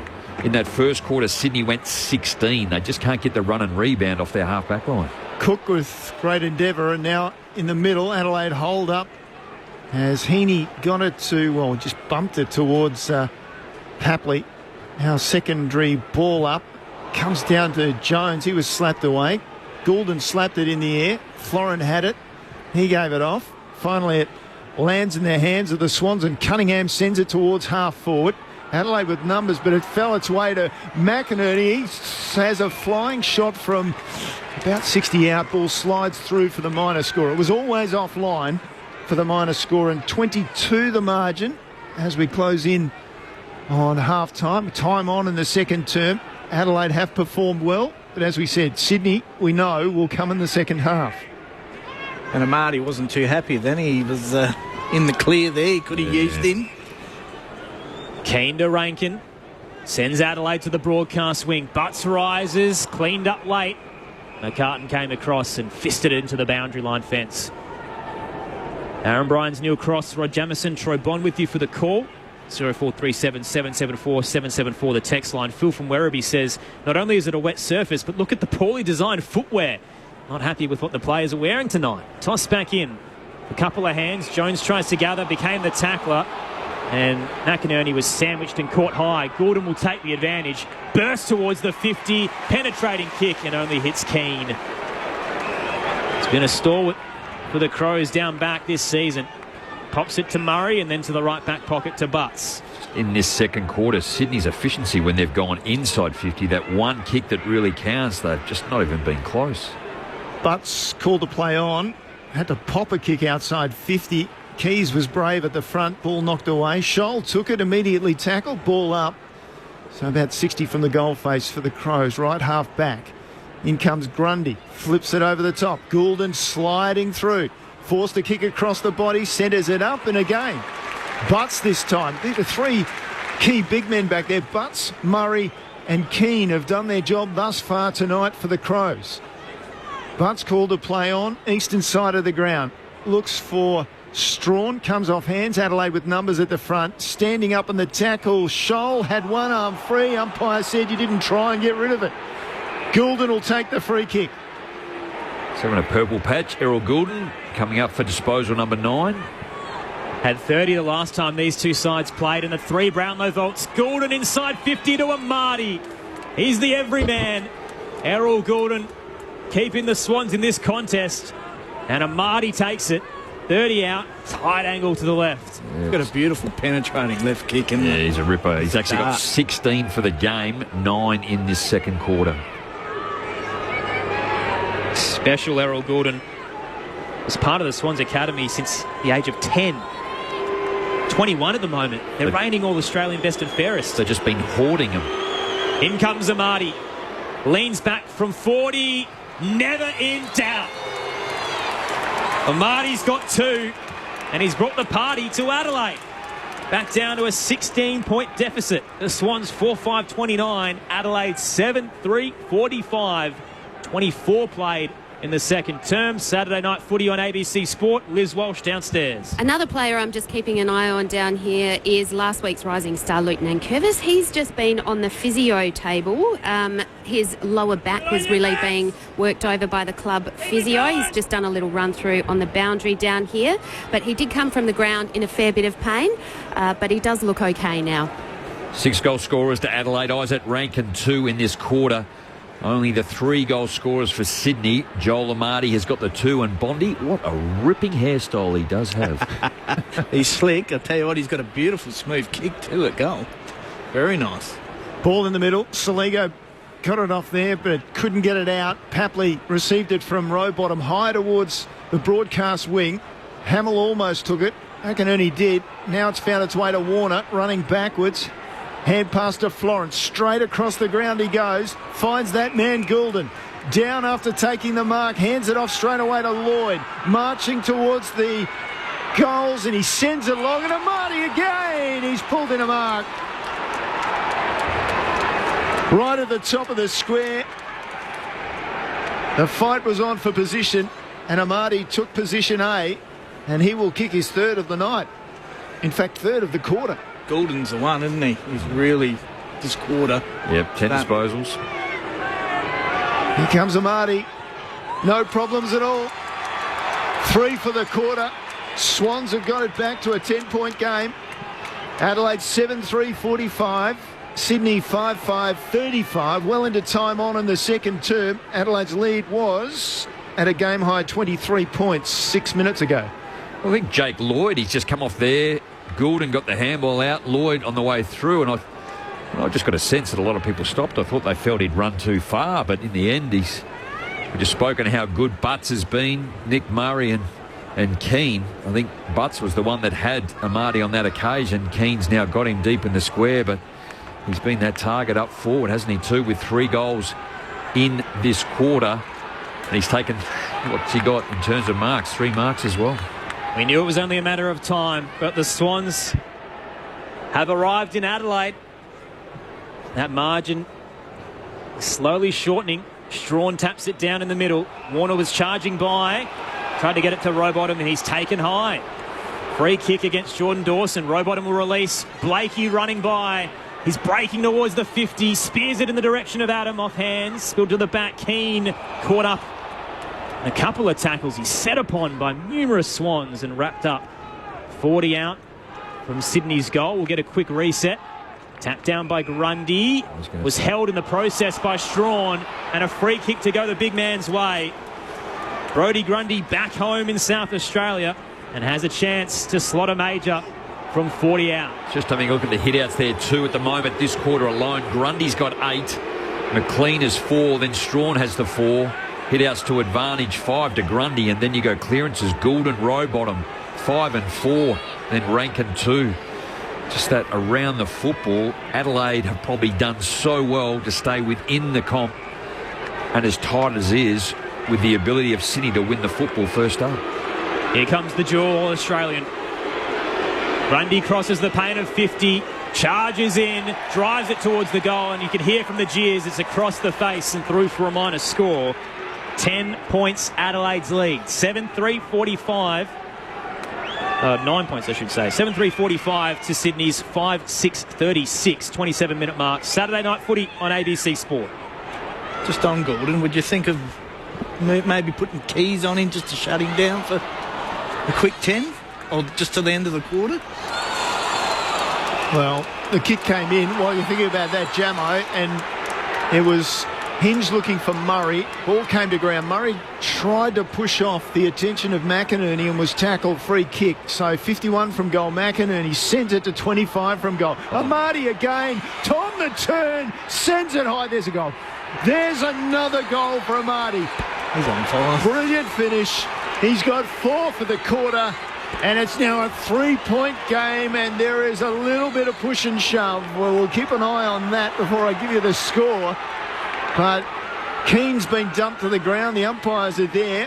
Haven't seen any call of an offence in there, so the players are going to have to scramble. They've only got another 25 seconds for the 6-6-6 to be set up. So, after all that, Sydney 6-6-42, Adelaide 7-3-45. Swans have come with a rush late in the half. I think it was 5-10 inside 50s at one point. Now it's 11-9 in favour of Sydney. For their 4-goal 3 in Amadi has just been an absolute dominant player up forward. It's the 5th time in his career he's had 4. Could be set for a career high total tonight. 3 points is the margin. The Swans with the last 3 majors. In the middle, tapped down towards Rankin. Had Adams all over him on his tail. Bowled him over. Sliding in, Grundy tries to rip it out. We'll get a ball up. Goulden with a 10 in this quarter. Keane is Adelaide's leading possession winner with 6. Bit of a stunned silence as Grundy wins it down. Heaney tried to hack it out of there. About 5 metres, cut off by the Crows. Free kick advantage. Hamill got it out wide. Long kick up towards the broadcast wing. Cut off by McCartan. Rochelli's on his tail. Got him breathing down his neck. Forced the turnover. Michael Annie out towards Saligo and uses Scholl in front of the benches. Can lower the eyes. Kicks that up a little bit for Jones.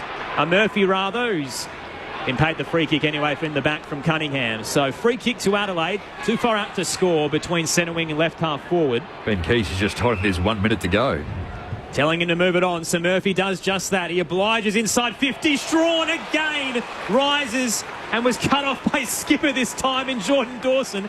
The big man just wants a big bath, but they won't mind because this time they'll get the set shot. Jordan Dawson going back from his favourite spot, his showdown ceiling spot. 45 out, tight angle to the left. 20 seconds remaining. He does love this spot. He's got that left foot. Low, penetrating, right to left. Hop skip from Jordan Dawson. He'll heave it from 50 and it's hooking across the face. Left to right. Amadi rises and knocks it through for the minor score on the right-hand side. So Adelaide's lead up to 4.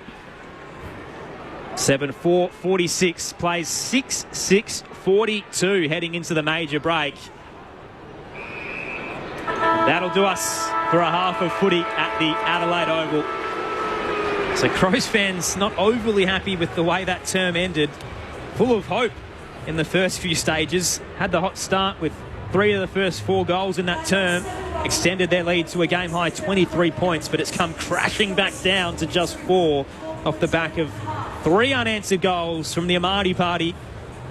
Joel has 4 in the term, heading towards a career-high 5. Still a half of footy to go. So the goal kickers, as I mentioned, Joel with 4. Joel Amadi, that is. Singles to Adams and Warner. For the Crows, 2 to Rankin. Singles to Rochelli, Dawson, Cook, Fogarty and Scholl. And we've got a game on our hands with the ladder leading Swans up against the battling Adelaide Crows, who have faced a lot of scrutiny through the week. The town has been absolutely on fire. It's come left, right and centre, publicly, internally. They promised a response, and so far they have delivered. We'll see what happens in this second half, but early days looking promising. 0437 774 774 if you do want to get in touch across the night. We'll run through some of the other games and what's happening in the other codes in a moment. Shane in Coffs Harbour says, just following up Phil's comment about the footwear, I was impressed to note that Errol was wearing the 6-stud screw-ins as he was tackled over the boundary earlier. So our listeners are very analytical. They love to watch their footy and very intrinsic about their approach. And Shane's noticed exactly the kind of boot that Errol's wearing, and it's worked for him tonight. I haven't seen him slip over at all. So I wouldn't have seen a pair of those boots for 20 years. I was just going to say that they still do screw-ins. It's all pleats now, isn't it? Well, maybe we can ask Errol himself if we get him in the post-game. But big thanks for your message there, Shane. And Mitch from Upper Swan says, how's leadership group member Lockie Murphy doing right now? And I reckon that text might have come in early stages of the second term when Murphy had a donut for the game. He got some touches in that second term, so up to 3 for the night. But it is a tale that we've spoken about a lot over the past fortnight, Jamo, that this 8-man leadership group of the Crows, a lot of them have had a really poor year outside of Jordan Dawson. So O'Brien and Smith in the twos. Keys hasn't kicked a goal in 4 of his last 5. And Lockie Murphy's had some really poor moments in close games. And I guess that's what Mitch is referring to a bit tongue-in-cheek on the text line, that he started quite poorly. How have you seen him tonight? Oh, look, he has. I mean, it's difficult to actually... He's had 1 tackle. If you don't have the football, and it is a difficult role, but that small crumbing half forward, if you're not kicking goals, you've got to defend and you've got to be able to tackle. And at the moment, he's only had the 3 disposals, 1 tackle, 2 contested and 2 inside 50. So he's only covered 70 metres and hasn't impacted the scoreboard. So he's not alone, and it is a difficult role to play. And I guess you have your leaders, but you have your emerging leaders too. So what they see within the 4 walls of the Adelaide Football Club, they clearly see that he contributes in a way that a leader does, or what they see in him, a potential stronger leader of the club. So it's hard to knock without knowing the detail again, but he's had quite a night. On the positive side of things, Troy, though, we've got a really excellent contest for Saturday night footy on ABC Sports. So the hot start from Adelaide, but the Swans are starting to claw their way back in. Well, if you're an Adelaide fan, you'd be very happy with the response in the first half from the last few weeks. And one thing I've been impressed with is their defence. They've really stifled Sydney for the first, I'd say, quarter and a half, and then Sydney started to get their hands on the ball in the last half of that quarter, started to dominate around the ball. But the one good thing about the movement with the Crows tonight, it's been quicker. They've played on quicker. They've used the ball better. The last few weeks have been very stagnant. So they've tried different things. I must admit, I haven't seen McElhaney on the ball, which yous have, but I think that's been a good move to get him in there. I think Boullays has been all right since he's come into the side. I remember playing with his old man Daisy at Port Magpies. He was a big boy, big broad shoulders, and his son's certainly got that. So, you get your little wins along the way. So let's hope they can come out in the second half and start well. Brodie Grundy's the man getting his hand on the footy. 28-11 hit-outs. The clearances overall 24-19. Centre clearances 8-2, and around the football 17-16 in favour of Adelaide. So they're going to have to read off the hand of Brodie Grundy, but Brodie Grundy too does follow up. So if he's getting his hand on the football. He's had the 10 disposals, 1 inside 50. He's had 8 contested. And you go and have a look and just see Kieran Strawn. He's had the 7, 1 inside 50, and he's had a couple of contested. So he's not too bad. He's given up a couple of frees, but the impact and up against a real pro and a long-standing player. And Kieran's had his opportunity in limited occasions, but he's doing a mighty job. But Brodie Grundy's a cool quality. It's such a tricky balance, isn't it? So last week against Richmond, the Crows conceded 40 points total from a combined stoppage and throw-in when Kieran Strawn was matched up against Toby Nankervis, and he offers a lot around the ground, which is that combination that Riley O'Brien doesn't quite do. But without that imposing tap ruckman, it does leave you a little bit vulnerable. Well, again, you got Nankervis last week, so we've got something here. He's had 43 hit-outs to Strawn 13 last week. Nankervis had 13 to advantage. So the poor bloke's just getting monstered at the moment. You've got 2 really strong, physical, big-bodied ruckmen. So he's not like that at all. He's wiry and he's skinny and he's just learning his craft, albeit he's been around for a while. Riley O'Brien likes that. He's a workhorse. He gets behind the football. He doesn't run forward hard enough or gives that player to go to. So I think Matty Nix is just trying to find something a little bit different. You also look at form. You can't just keep a person in the team, and I think that's where Brodie Smith's at tonight. We know he's been an outstanding player for a long period of time. He runs, he carries, he gets the football, but he's just a little... He struggled this year, so he finds himself out of the team. So I think it's the balance of integrating and bringing new players in, or players that have been around that deserve a game, that have been pressing hard underneath. But, you've got to give them a job at some point and give them an opportunity. It's a tricky one. It's a tough call when you're axing senior players, especially as part of the leadership group. In the midst of a really poor patch of form. In terms of State League footy, just a quick one from the sample today. So Riley O'Brien last week when he was dropped had 20 touches, 32 hit-outs.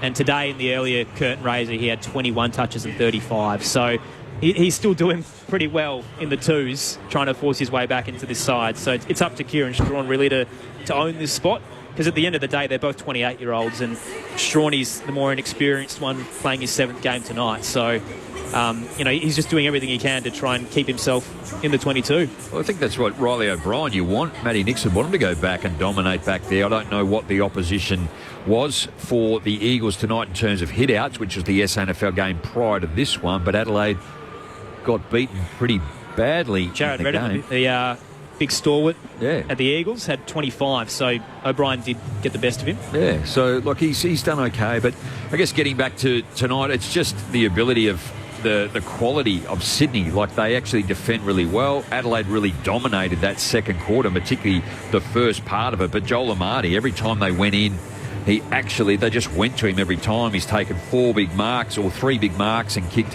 4 goals. The other one was on the ground. It was quick. He came around and snapped. So just a target. Outside of that, they've really struggled to find an avenue to goal. Tom Papley was dangerous early, but couldn't score. Chad Warner was a bit quieter in that second quarter. Taylor Adams, we know, is a quality player, but he gets it more around the midfield too. But outside of those, probably Joel Amati, nobody else is really presenting up forward for Sydney. It feels like they're coming. So last week against the Cats, down by 35 points and swung it back to a 30-point victory. So down by 23 tonight, and already it's within 4 points at the major break. So you feel like Sydney's just starting to get into this contest, and we've got a lot of footy still to come under the bright lights here in Adelaide. Saturday night footy on ABC Sport. Great to have your company. Rod Jamieson and Troy Bond, your experts.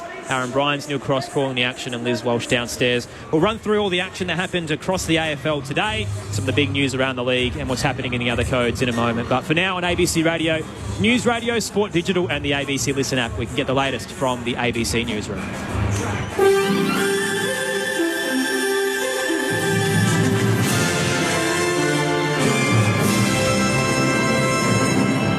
This is ABC News with David Rowlands. The Federal Treasurer insists that new regulations on the nation's banks are not the extent of his government's plans to reform the sector. The government wants to force banks to be more upfront with their customers about changes to things such as interest rates on transaction and savings accounts, as well as making it easier to start the process to switch lenders. However, the government hasn't gone as far as the consumer watchdog had been demanding, which included ensuring that banks alert their customers of better deals. Jim Chalmers says he's not ruling out further changes. I think we've struck the right balance here. Obviously, we took into consideration all of the ACCC recommendations, and we prioritised the ones that we thought were the most important, and you're seeing that in this package today. This is not necessarily the end of the changes that we want to make life a bit easier for people in the banking system. The New South Wales government has announced foreign investors will be paying an extra 1% surcharge if they purchase homes on land in the state. From next year, overseas investors will pay a 9% foreign duty surcharge, while the foreign land owner tax will increase from 4 to 5%. State Treasurer Daniel Mookie says there are around 20,000 foreign-owned residential properties in New South Wales, and the increase is aimed at making more properties available to locals. If a foreign investor wants to buy New South Wales, they're more than welcome. We therefore ask them to make a contribution to the broader housing crisis so we can then use that proceeds to build more homes, to accelerate the delivery of homes, to reinvest in our planning system. A woman has been arrested after a man's body was found in the Sydney suburb of Epping. Leah Harris has the details. Police were called to this Epping Street around 11 a.m. after reports of a concern for welfare. And when officers arrived, they found the body of a man in his 60s inside a home. He is still yet to be formally identified. They arrested a woman also in her 60s at the scene, and she has been taken to the local police station where she is speaking to officers there. They have still got the street cordoned off behind us here as forensic officers comb through that scene. And police say it is still very early on in the investigation, but they are investigating it as a case of domestic violence. A teenager who founded his own online news channel at the age of 11 says banning under-16s from social media isn't the answer to curbing its negative impacts. A blanket ban has bipartisan federal support, but Prime Minister Anthony Albanese concedes that enforcing it won't be easy. 16-year-old Leo Puglisi started 6 News on YouTube and says he doesn't think a ban is the right way to go. I have seen, that it can take a toll, and there's no doubt in my mind that it can have harmful impacts. But when I think about how important social media is in this day and age for jobs, for work, for socialising, for communication, we really have to adapt and deal with these kind of problems without just forcing a kind of blanket ban. An oil spill has closed beaches on Singapore's tourist island of Sentosa. Authorities closed beaches earlier today after an oil spill from a ship collision yesterday spread from a terminal near the popular island. Online advisories and signage are warning people to stay well away from the water at the beaches. Cyril Ramaphosa has spoken of a new era of hope in South Africa after being re-elected to another term as president. His African National Congress party was forced to reach a power-sharing agreement after losing its parliamentary majority in recent elections. John Steenhuisen, the leader of the ANC's main coalition partner, the Democratic Alliance, addressed Parliament about the formation of a national unity government. The Democratic Alliance and I look forward to working with you, Mr. President, and the rest of the team that will be forming part of the Government of National Unity to put our country first, to take hands and to work collectively in the interests of the people we serve and the country we love. In sport, the Adelaide Thunderbirds have beaten the Giants 57-42 in Super Netball. The reigning premiers put up a strong defensive performance at Ken Rosewall Arena to secure their 6th win of the season. Both sides paid tribute to Giants coach Julie Fitzgerald in her 300th game in top-flight netball. And Hawthorn has beaten Richmond by 48 points in Dustin Martin's 300th AFL game. The 3-time Tigers premiership player kicked the opening goal in his milestone match in front of a crowd of 92,000 at the MCG. However, it wasn't enough. The final score was the Hawks 14-13-97 to 6-13-49. This is ABC News. Time to steady and pull the trigger! Have you heard the latest AFL podcast from the ABC? Join myself, Catherine Murphy, and AFL legend Paul Roos as we discuss all the big storylines. Feed your footy obsession or just learn more about the game as we bring you all the latest news and analysis. Find the ABC AFL Daily Podcast on the ABC Listen app. This is ABC Sports coverage of the 2024 AFL season. Every match on the ABC Listen app. Look for the AFL button. The Crow skipper breaks away, chips to the 50 and found Saligo. All alone, 45 out. He wants to give it away and shares it up towards Rankin. So a couple of uncharacteristic errors in the first term from the returning Rankin. This would be a good confidence booster as he leans back from 30 and drives it home. And Wicks thinks about going inside as well before goes along with the kick. A Marty centre of the pack. Took it clean. 25 out, no body on him from Adelaide. And he was able to stretch up and take the mark from straight out in front. Hooks it considerably, but just inside the big post, which was the aim after all. Adelaide by 12 and inside 50. It's tossed in. Ball lays down to Rankin. Bang! There is no one better than him. I thought we go on about Catley, but he's the best of the comp. Inside 50 goes Bunce. Sean is the target. Would have hit him as well, but Murphy cut him off. Hits the deck. Fumble there at the top of the goal square, but it's put through anyway. Oh, it's an excellent effort from Cook. Goulden inside 50 to Amati. He's the everyman. Errol Goulden. In comes Amati. Leans back from 40. Never in doubt. Amati's got 2. Hands it off straight away to Lloyd. Marching towards the goals, and he sends it long, and Amati again. He's pulled in a mark right at the top of the square. Here comes Amati. No problems at all. 3 for the quarter. So 51 from goal Mackin, and he sends it to 25 from goal. Amati again. Tom the turn. Sends it high. There's a goal. There's another goal for Amati. He's on fire. Brilliant finish. He's got 4 for the quarter. The 2024 AFL Premiership season. On your radio. ABC Sport Digital. And on the ABC Listen app. We've got a game on our hands to wrap up your Saturday trifecta of footy on ABC Sport. Adelaide leads Sydney by 4 points at the major break, but the Swans are on the charge. They kicked the last 3 goals of the term, all through Joel Amati, who's feasting here in Adelaide. So plenty still to come, and I imagine Sydney aren't done just yet. 7-4-46 plays 6-6-42. And Crows leading that one. Aaron Bryans and Neil Cross with you for the call, your experts. Premiership teammates Rod Jamieson and Troy Bond with Liz Walsh downstairs as well. Plenty happening across the day, so we'll start at Docklands. The Western Bulldogs defeating Fremantle there. It was an annihilation in the end. 67 points. I don't think a lot of people tipped it to be that much of a blowout. Marcus Bontempelli, 30 touches and 3 goals, and one of them was absolutely tremendous, where he beat Alex Pearce and Luke Ryan, which is no easy task. Broke away from 2 of the best defenders in the game and snapped around his body for one of his 3 goals. West also had 4 for the Dogs, and Hayden Young the best for the Dockers with 26 touches. The middle game today over at the MCG, Dustin Martin's 300th didn't go the Tigers' way. Hawthorn continued their incredible run, so they've won 6 of the last 7 games, defeated the Tigers by 48 points. Marbia Chol had 4, James Sicily had 33. Dustin Martin just the 13 touches and a goal, but the goal was the first one of the game, and it brought the 90,000 to their feet. And he did chat to Jack Riewoldt in the post-game and said he would be preparing to play after the bye for Richmond. So no retirement yet for the 3-time Norm Smith medalist. Some news just quickly as well for us South Australian listeners out of the Sandful today. Charlie Dixon obviously dumped from Port Adelaide's lineup against the Giants tomorrow.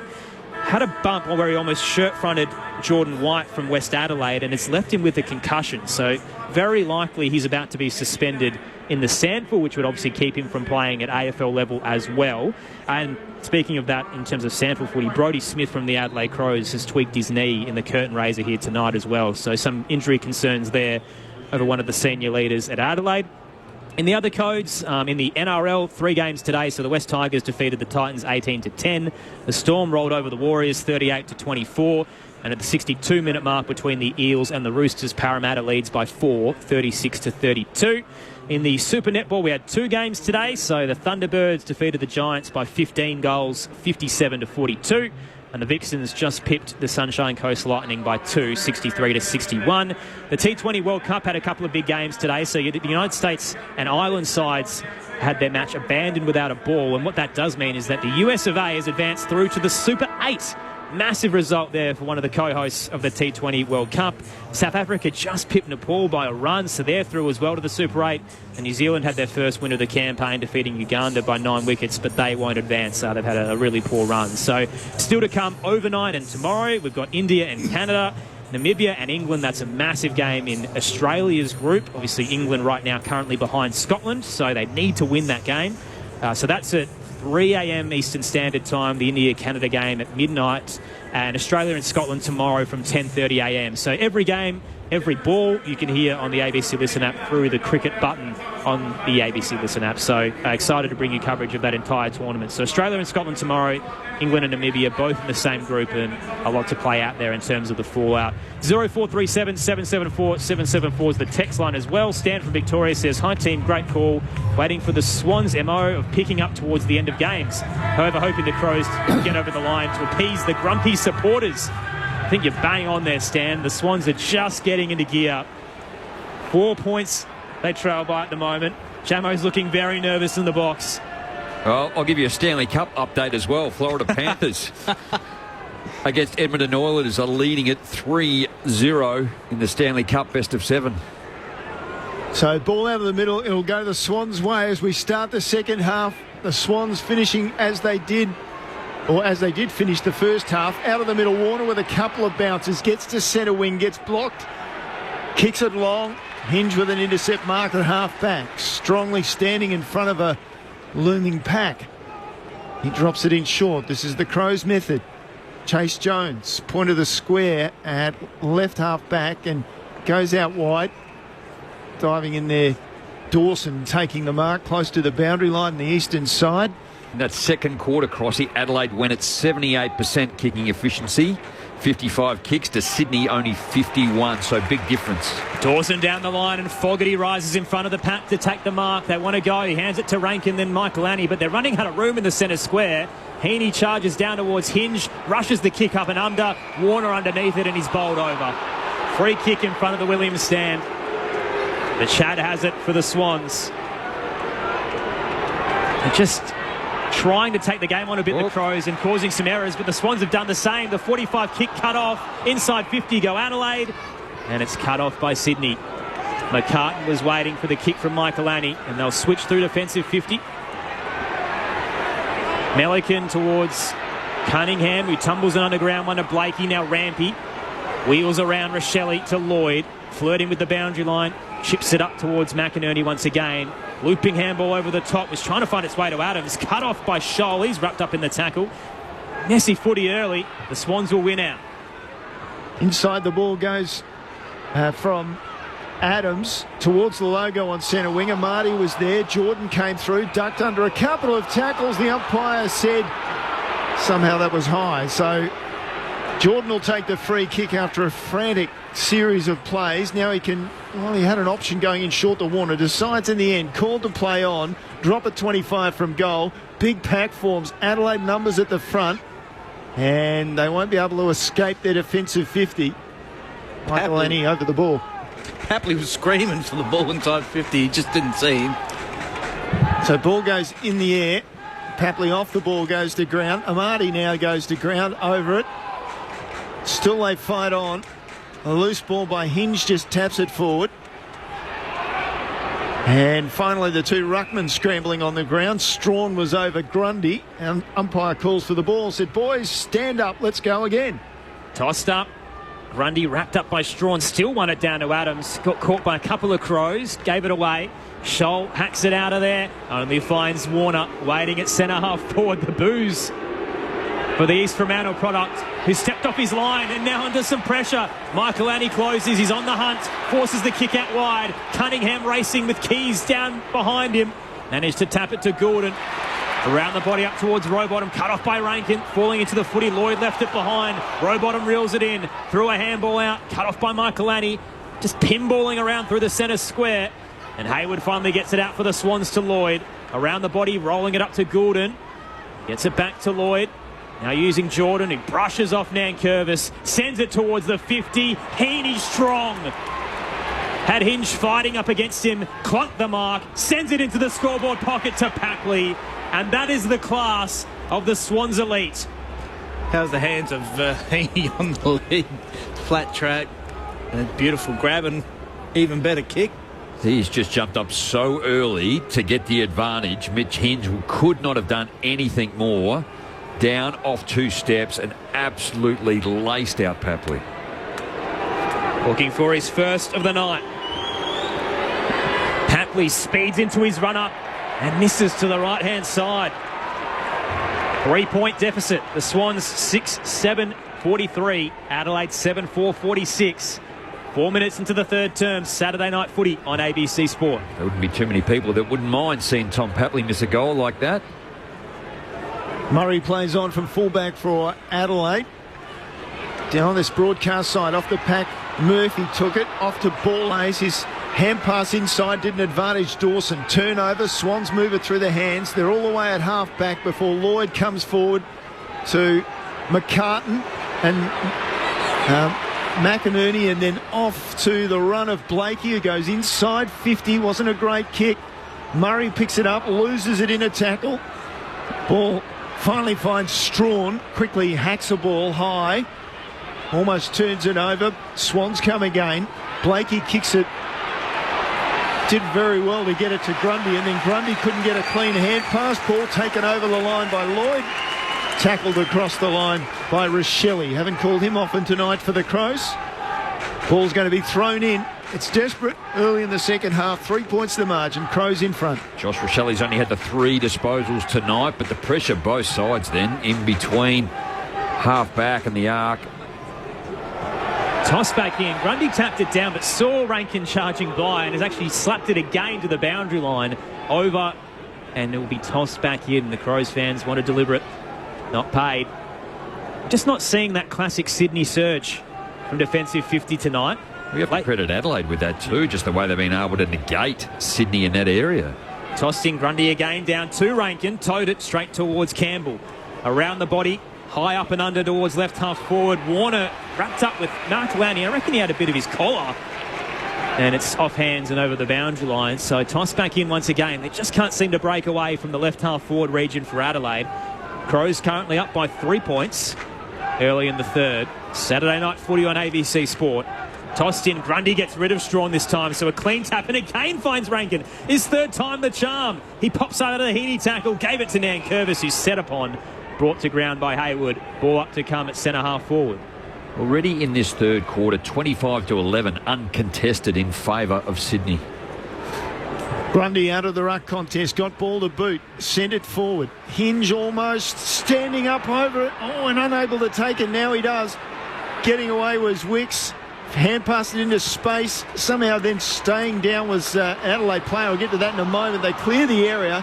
Fogarty does well. Murphy shuffled it out. Scholl with the ball. Just steadies it. Back inside towards Laird. Wasn't 15. The umpire called play on Florent as Laird sent it down the ground. Stands there and takes the easiest of chest marks.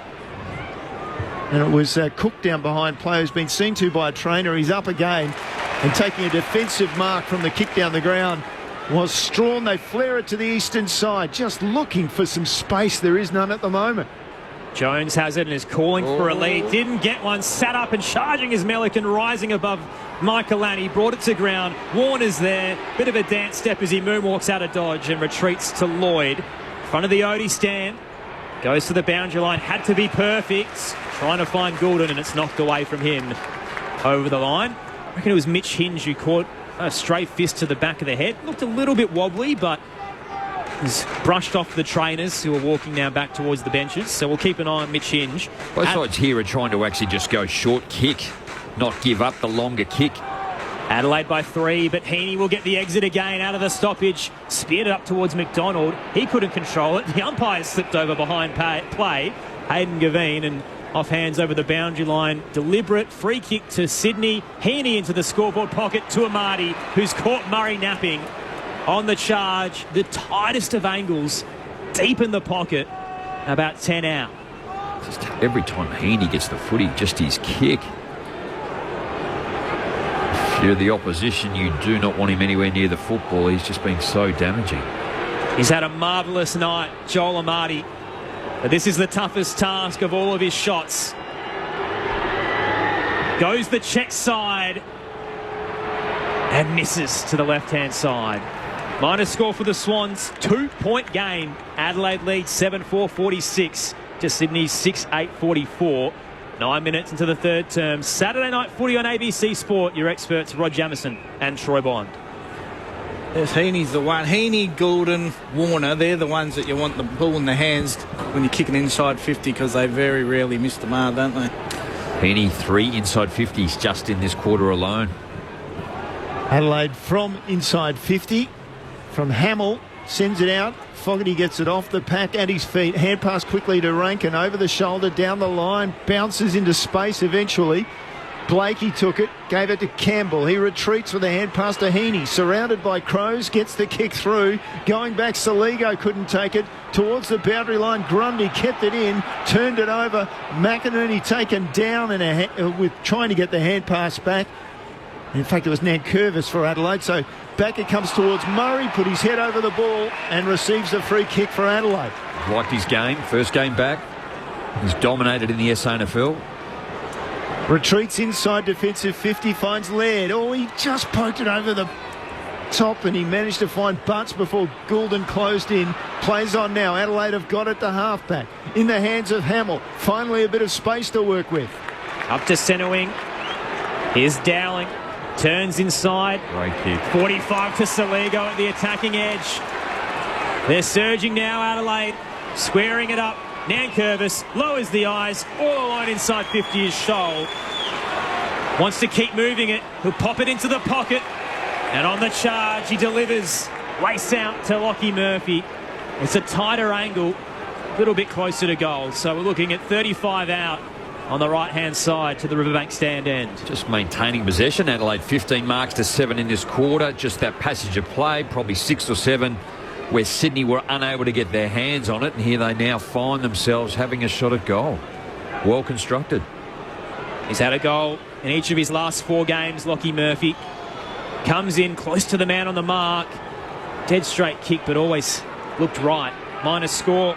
Adelaide back up by 3, 11 minutes into the third term. Liz Walsh downstairs. Yeah, the Crows doctors brought Mitch Hinge to the bench after that clash in the back lines.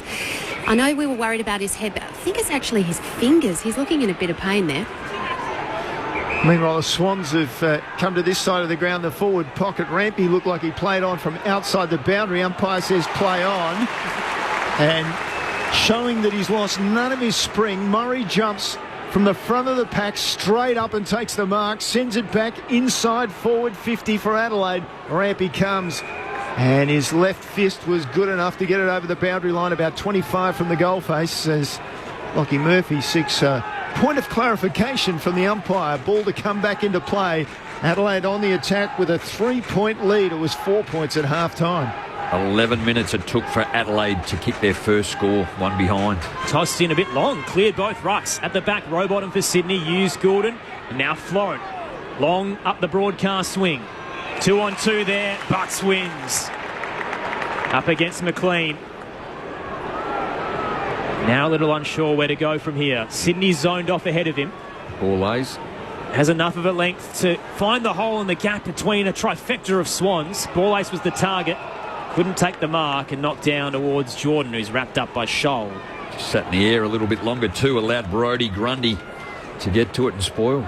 Speaking of, Grundy taps it down the throat of Jordan, who was quickly wrapped up by Laird, had nowhere to go and pulled holding the ball. There was absolutely zero prior. Tapped, tackled, gone. Rory Laird has it for the Crows, too far out to score. 21 touches for the night after hurting his knee yesterday in training. Sends it inside 50. Fogarty! Bursting out of the goal square, clunks the mark. Side angle to the right, 25 out. Just keeps presenting, doesn't he, too? I always talk about it'd be great to see Darcy Fogarty just get the easy footy from time to time. Every time he goes up, he's always up not only against his opponent, but either 2 or 3. He's just his brute strength. He's loving every moment without Taylor Walker. Had 13 goals in the last 5 games. Looking for 2 tonight. Close to the man on the mark, but it won't trouble him. The fog doubles up. And Adelaide's up by 9. 8-5-53 to Sydney's 6-8-44. 14 minutes to the third term. Saturday night footy on ABC Sport. Liz Walsh downstairs. Mitch Hinge has been a bit in the wars tonight for the Crows. There was a concern about his groin in the first half, and then he came from the ground before after a clash in the back lines. But he keeps getting back out there. He's just returned from the bench back out to the field. He's a tough nut. He is, Liz, too. I remember he came from Brisbane. He picked up... That's where Adelaide got him. He played 53 games for Adelaide now of his 56. And in his first game, I reckon he dislocated his shoulder on 2 or 3 occasions and just kept going back out, working hard, gets smashed again and kept coming off. So he's not going to go away in a hurry. Fourth in Adelaide's best and fairest last season, equal fourth. Mitch Hinge back in the middle. Here we go with Borlase in the ruck. And he's going to get first touch on the ground, but straight away Grundy tackled him high, said the umpire. So Borlase with a free kick out of the middle. Quick hand pass, Hamill running through. Sends it long with a drop punt towards Fogarty. Made the contest. Schonberg off the pack. Slipped it to Dawson. Had a player in the open. Spotted him and got it to him. And Chase Jones came across from the wing and plonked himself 40 out. And Dawson, I swear, he was halfway through the kick before he actually saw where the opportunity was. Unfortunately, it was Grundy, wasn't it, that gave away the free and just come flying through the middle was Will Hamill. Rowbottom and I think Heaney were there coming at him. Just quick hands. But it was great vision from Dawson. You're right there. He did pull the kick. Great vision, good kick. Chase Jones. This will set the ground alight if he can kick straight. He's away to the right for the minor score. Adelaide in double figures, at least in terms of the advantage. They're up to 10 points. And we're now halfway through this third quarter. Another exciting encounter between these two clubs. We'll get down to Liz Walsh in just a moment. Blakey plays on. That is a booming kick up the spine, all the way near the centre circle. Off hands, back down to Schonberg. Will send it back where it came from to Hamill, into the 50, Saligo. Again, lowering the eyes, the composure. And the young mid has it straight in front, 40 out. How is that not high, isn't it, too? It's the Taylor Adams attack on him, his right hand over the shoulder. Keep your eyes behind the man taking the set shot, because there's a bit of a scuffle going on. Yeah, I think Rankin went to Heaney then and thought he didn't commit fully. Saligo could have waited a little bit longer and he may have been got rewarded with a 50. Instead, Saligo comes in from 45. Adelaide is rolling. Back up by 16 points. Tensions flaring in the middle, but they're erupting at the Adelaide Oval. The Crows 9-6-60, the Swans 6-8-44. Approaching time on in the third quarter. Saturday night footy on ABC Sport. Liz Walsh downstairs. And meanwhile, the Crows look almost set to enact Sam Berry, their tactical sub, into the game. He's actually just taken off his training jumper, put on his Guernsey, and then put a little training T-shirt back on top. So he's all set, ready to go for when they need him. Maybe he's just trying to send a big hint that he wants to get part of this action. So Adelaide's made a move early in the third term. Kicked out here, 2-2. They're only 2 behind, 6-7 inside 50s in favour of Sydney. Here we go again. Goulden over the footy. Swans only lost by 5 points to Richmond. It's Blakey off the back end of the square, sends it long, but Wicks fell over and the mark was taken there by Murray for Adelaide. Flares it wide to this broadcast side to Scholl, who'll go even wider. Hinge within a metre or two of the boundary now with the mark between half forward and centre wing. Just you come into a game with a game plan every time, it makes it difficult for the opposition when they try and stop you. But Adelaide have really executed well tonight. Hinge sent the ball down the ground. Dowling reeled away. Looked like he got one high. Umpire called play on. Rampy took it on the outside of the left foot. Hinge pushed his man Jordan under the ball and then took it across the line right where the interchange gates are. And we'll get a throw in. Adelaide. So we'll get stuck into it in the post-game, depending on how this plays out, Jamo. But are you saying this is more of a coaching effort from Matthew Nicks that's made this a tight game? Well, I think he's obviously coming with a really clear game plan as to how to work their way through Sydney and how Sydney defend really strongly, but the players have executed it well. They clean one it down to Schomburg. Chain of handballs for the Crows, but they're caught holding the ball, and the Swans race away. McDonald into the 50, off the hands of Keane. Amati will tumble it towards goal from 15 out for a career best 5. Amati's got a handful. The Amati party turning into an extravaganza at the Adelaide Oval. Down to a 10-point game once again. The Crows 9-6-60. The Swans 7-8-50. 19 minutes into the third term. Saturday night footy on ABC Sport. You can hear a pin drop as the Swans close the deficit once again. Rod Jamieson, Troy Bond. Well, I think Adelaide have executed well, but I was going to follow up and say there's still 5 minutes remaining in this third quarter, and Sydney are a quality side, so she's a long way from being done. And when you're hot, Marty, the ball's just falling his way. Oh. Punt straight into the chest, and he's had the better of Keane tonight. But I must admit, I've been very impressed with Murray tonight for his first game. He's done a great job on McDonald. McLean out of the middle, got the break for Sydney. Sent it towards centre wing. Looked like Scholl was pushed to ground. Out it came towards Heaney. It was taken high just as he hand passed back. And so he'll take the free kick on centre wing. So it's outside the square, midway between the square and the boundary. So plenty of room for Heaney to move. Well, to Liz's point, looks like Harry Schoenberg is the player now that's been benched. And Sam Berry has come on. So we're into time on. Heaney goes long and deep and off hands. It was Keane who knocked it down. Adelaide send the ball back. And brilliant hand pass comes up for Papley. He's about to be pulled down and he was just wide with the kick. McInerney got the ball, flipped it up, and almost something special coming from Papley, but just a minor score. 9-point game in favour of the Crows. Liz Walsh. Jamo has absolutely stolen my thunder down here. Harry Schoenberg has been subbed out of the game, doesn't look happy about it either, and Sam Berry is in for the Crows. Tell you what, Liz, we'll rotate the roster and you can come up here next week and Jamo can sit in the cold for a bit. I gave her credit for it, though. Long exit from ball ace up towards right half back. Pat converges, hits the deck. Saligo with a dangerous high tackle. Almost accidental. Papley kind of slid in to gather the ball and there wasn't a lot of room to really stick that. Free kick to the Swans speedster, Tom Papley. Wheels around, spots a target in the pocket. Heaney's all alone. An unforgivable error against one of the game's best. He just floated into space. No one realised. And Heaney's taken it. 20 out, slight angle to the right. Is he going to go here? He's going to go on the left. Snap it over his right shoulder. It's closer towards more of a 45-degree angle, I reckon. So Heaney takes a step on the left, puts it through. The Swans with back-to-back goals. Margin down to 3. Adelaide 9-6-60. The Swans 8-9-57. Time on in the third quarter.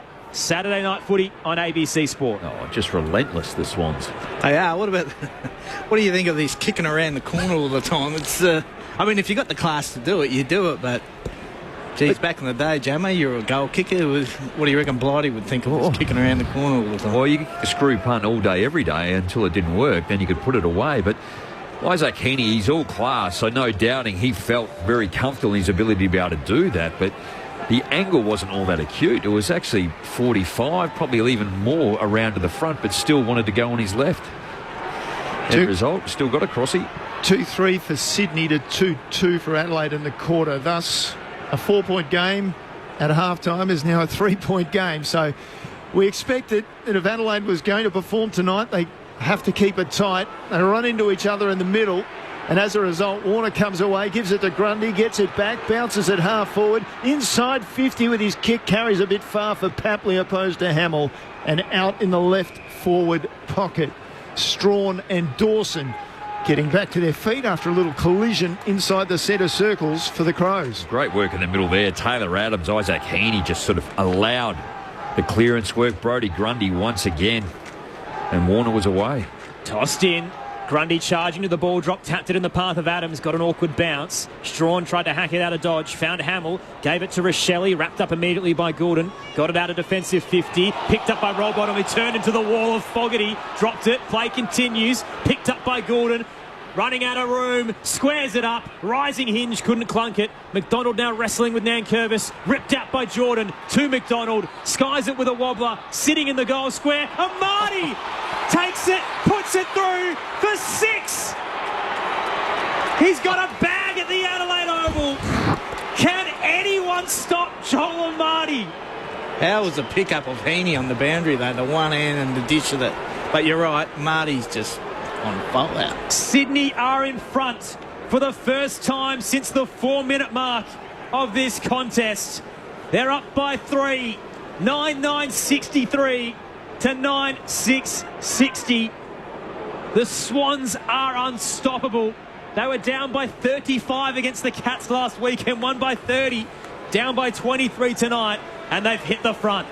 We had Mark Keane was there, and he was just sitting under the football. I reckon Jordan Butts, Mitch Hinge just said it's all yours. But Amati ran back with the flight of the football, took a courageous mark. He's had the 7 disposals, 5 marks, 6 tackles, mind you, for 6 goals, 1.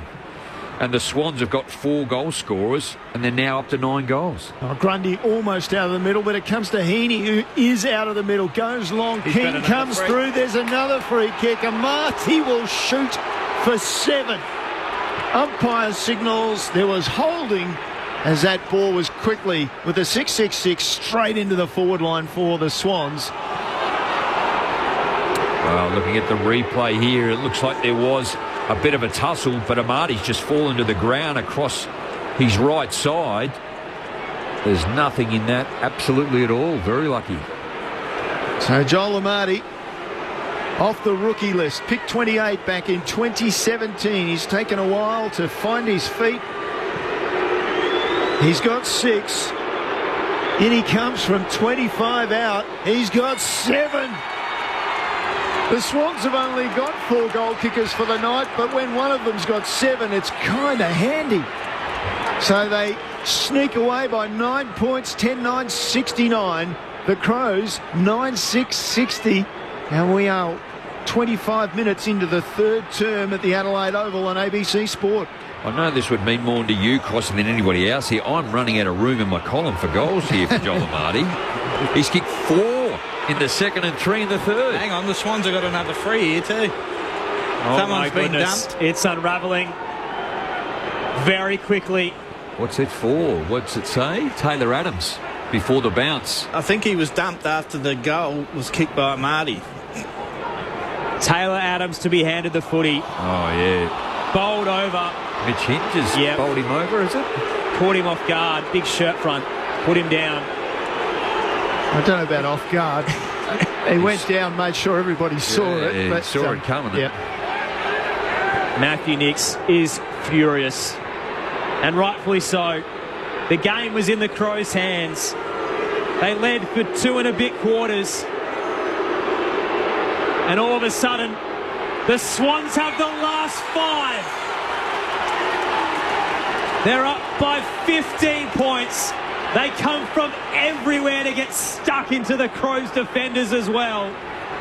It's right back in their grasp. An amazing turnaround of form. 11-9-75 to Adelaide's 9-6-60 as we close in on three-quarter time. And Matthew Nicks mentioned it during the week when questioned about what is going wrong at this footy club. He said, we have these mental lapses where we concede a run of goals and it costs us every single game, and it has happened again. 5 straight for the Swans. The crowd's restless and the club's on the tip of the iceberg. This isn't what they needed. Swans have kicked 6 consecutive goals on 8 occasions this season, and they're out of the middle again. And down to half forward, intercept marked as Heaney sent it down, and Hinge tries to retrieve a bit from his little afters that caused that goal for Taylor Adams. Drops it short for Butts and then to Jones. So, as I said, 8 times this season, 3 more than any other club in the competitions. The Swans have managed to pile on 6 in a row. They're at 5 at the moment, and they've taken a bit of a stranglehold, certainly in this third term. Down the line goes the kick, well marked by Berry, who's come on in place of Schonberg for Adelaide in this quarter. So he's got it near the interchange gates on centre wing for Adelaide. Down the line he goes. Up goes Fogarty, touches the ball twice. Makes a tackle on Milliken, play on. Keys, hand pass out, Borlase, absolutely hammered by Milliken to the ground. Ball up, 60 out from the goal, near the boundary line, right half forward for the Crows. Swans got their tail up, haven't they? Tossed up. Grundy wins it down again. Michael Annie quickly tackled by Warner, dropped it. Rowbottom in the midst of things. Dawson had him. Ball up. They just find answers, the Swans. They're the benchmark of the competition for a reason. Grundy gets it out of the stoppage, up towards centre wing. Another whistle. Another free kick to the Swans for a hole. McLean gets it this time. Hands it off to the Chad. Bursting through the logo. Spots a target at half forward. Hits Papley. Marty's all alone inside 50. Perfectly weighted to him. And he takes it in front of the scoreboard. Is that a Marty or Buddy? What was the last? So Taylor Walker kicked 10 last year. On the Eagles? Probably no one else has done that in recent time, have they? Or not since? Or run through. My goodness, what a night. We went from the Amati party to the Amati extravaganza. What's next? It might just be the Amati festival. He's got 8. Sydney's up by 21. 12-9-81 to 9-6-60. This is an incredible performance from a 24-year-old who has taken ownership as the talisman of the Swans. 6 unanswered goals for Sydney, and they're surging away in this third term. Your experts, Rod Jamieson and Troy Bond, Saturday Night Footy on ABC Sport. Well, they've just dominated this third quarter. Adelaide had maintained possession, 28 marks to 12. Then you work your way along, and they're 38-27 contested in favour of Sydney. 51-46 uncontested. Ground ball gets 28-20, but 15-6 inside 50s. And Brodie Grundy continues to smash Kieran Strachan in the ruck. 9th time this season the Swans have managed to kick 6 consecutive goals. And out of the middle they get another free kick. Holding there, it'll go to Rowbottom this time. Rowbottom flares to this members' side.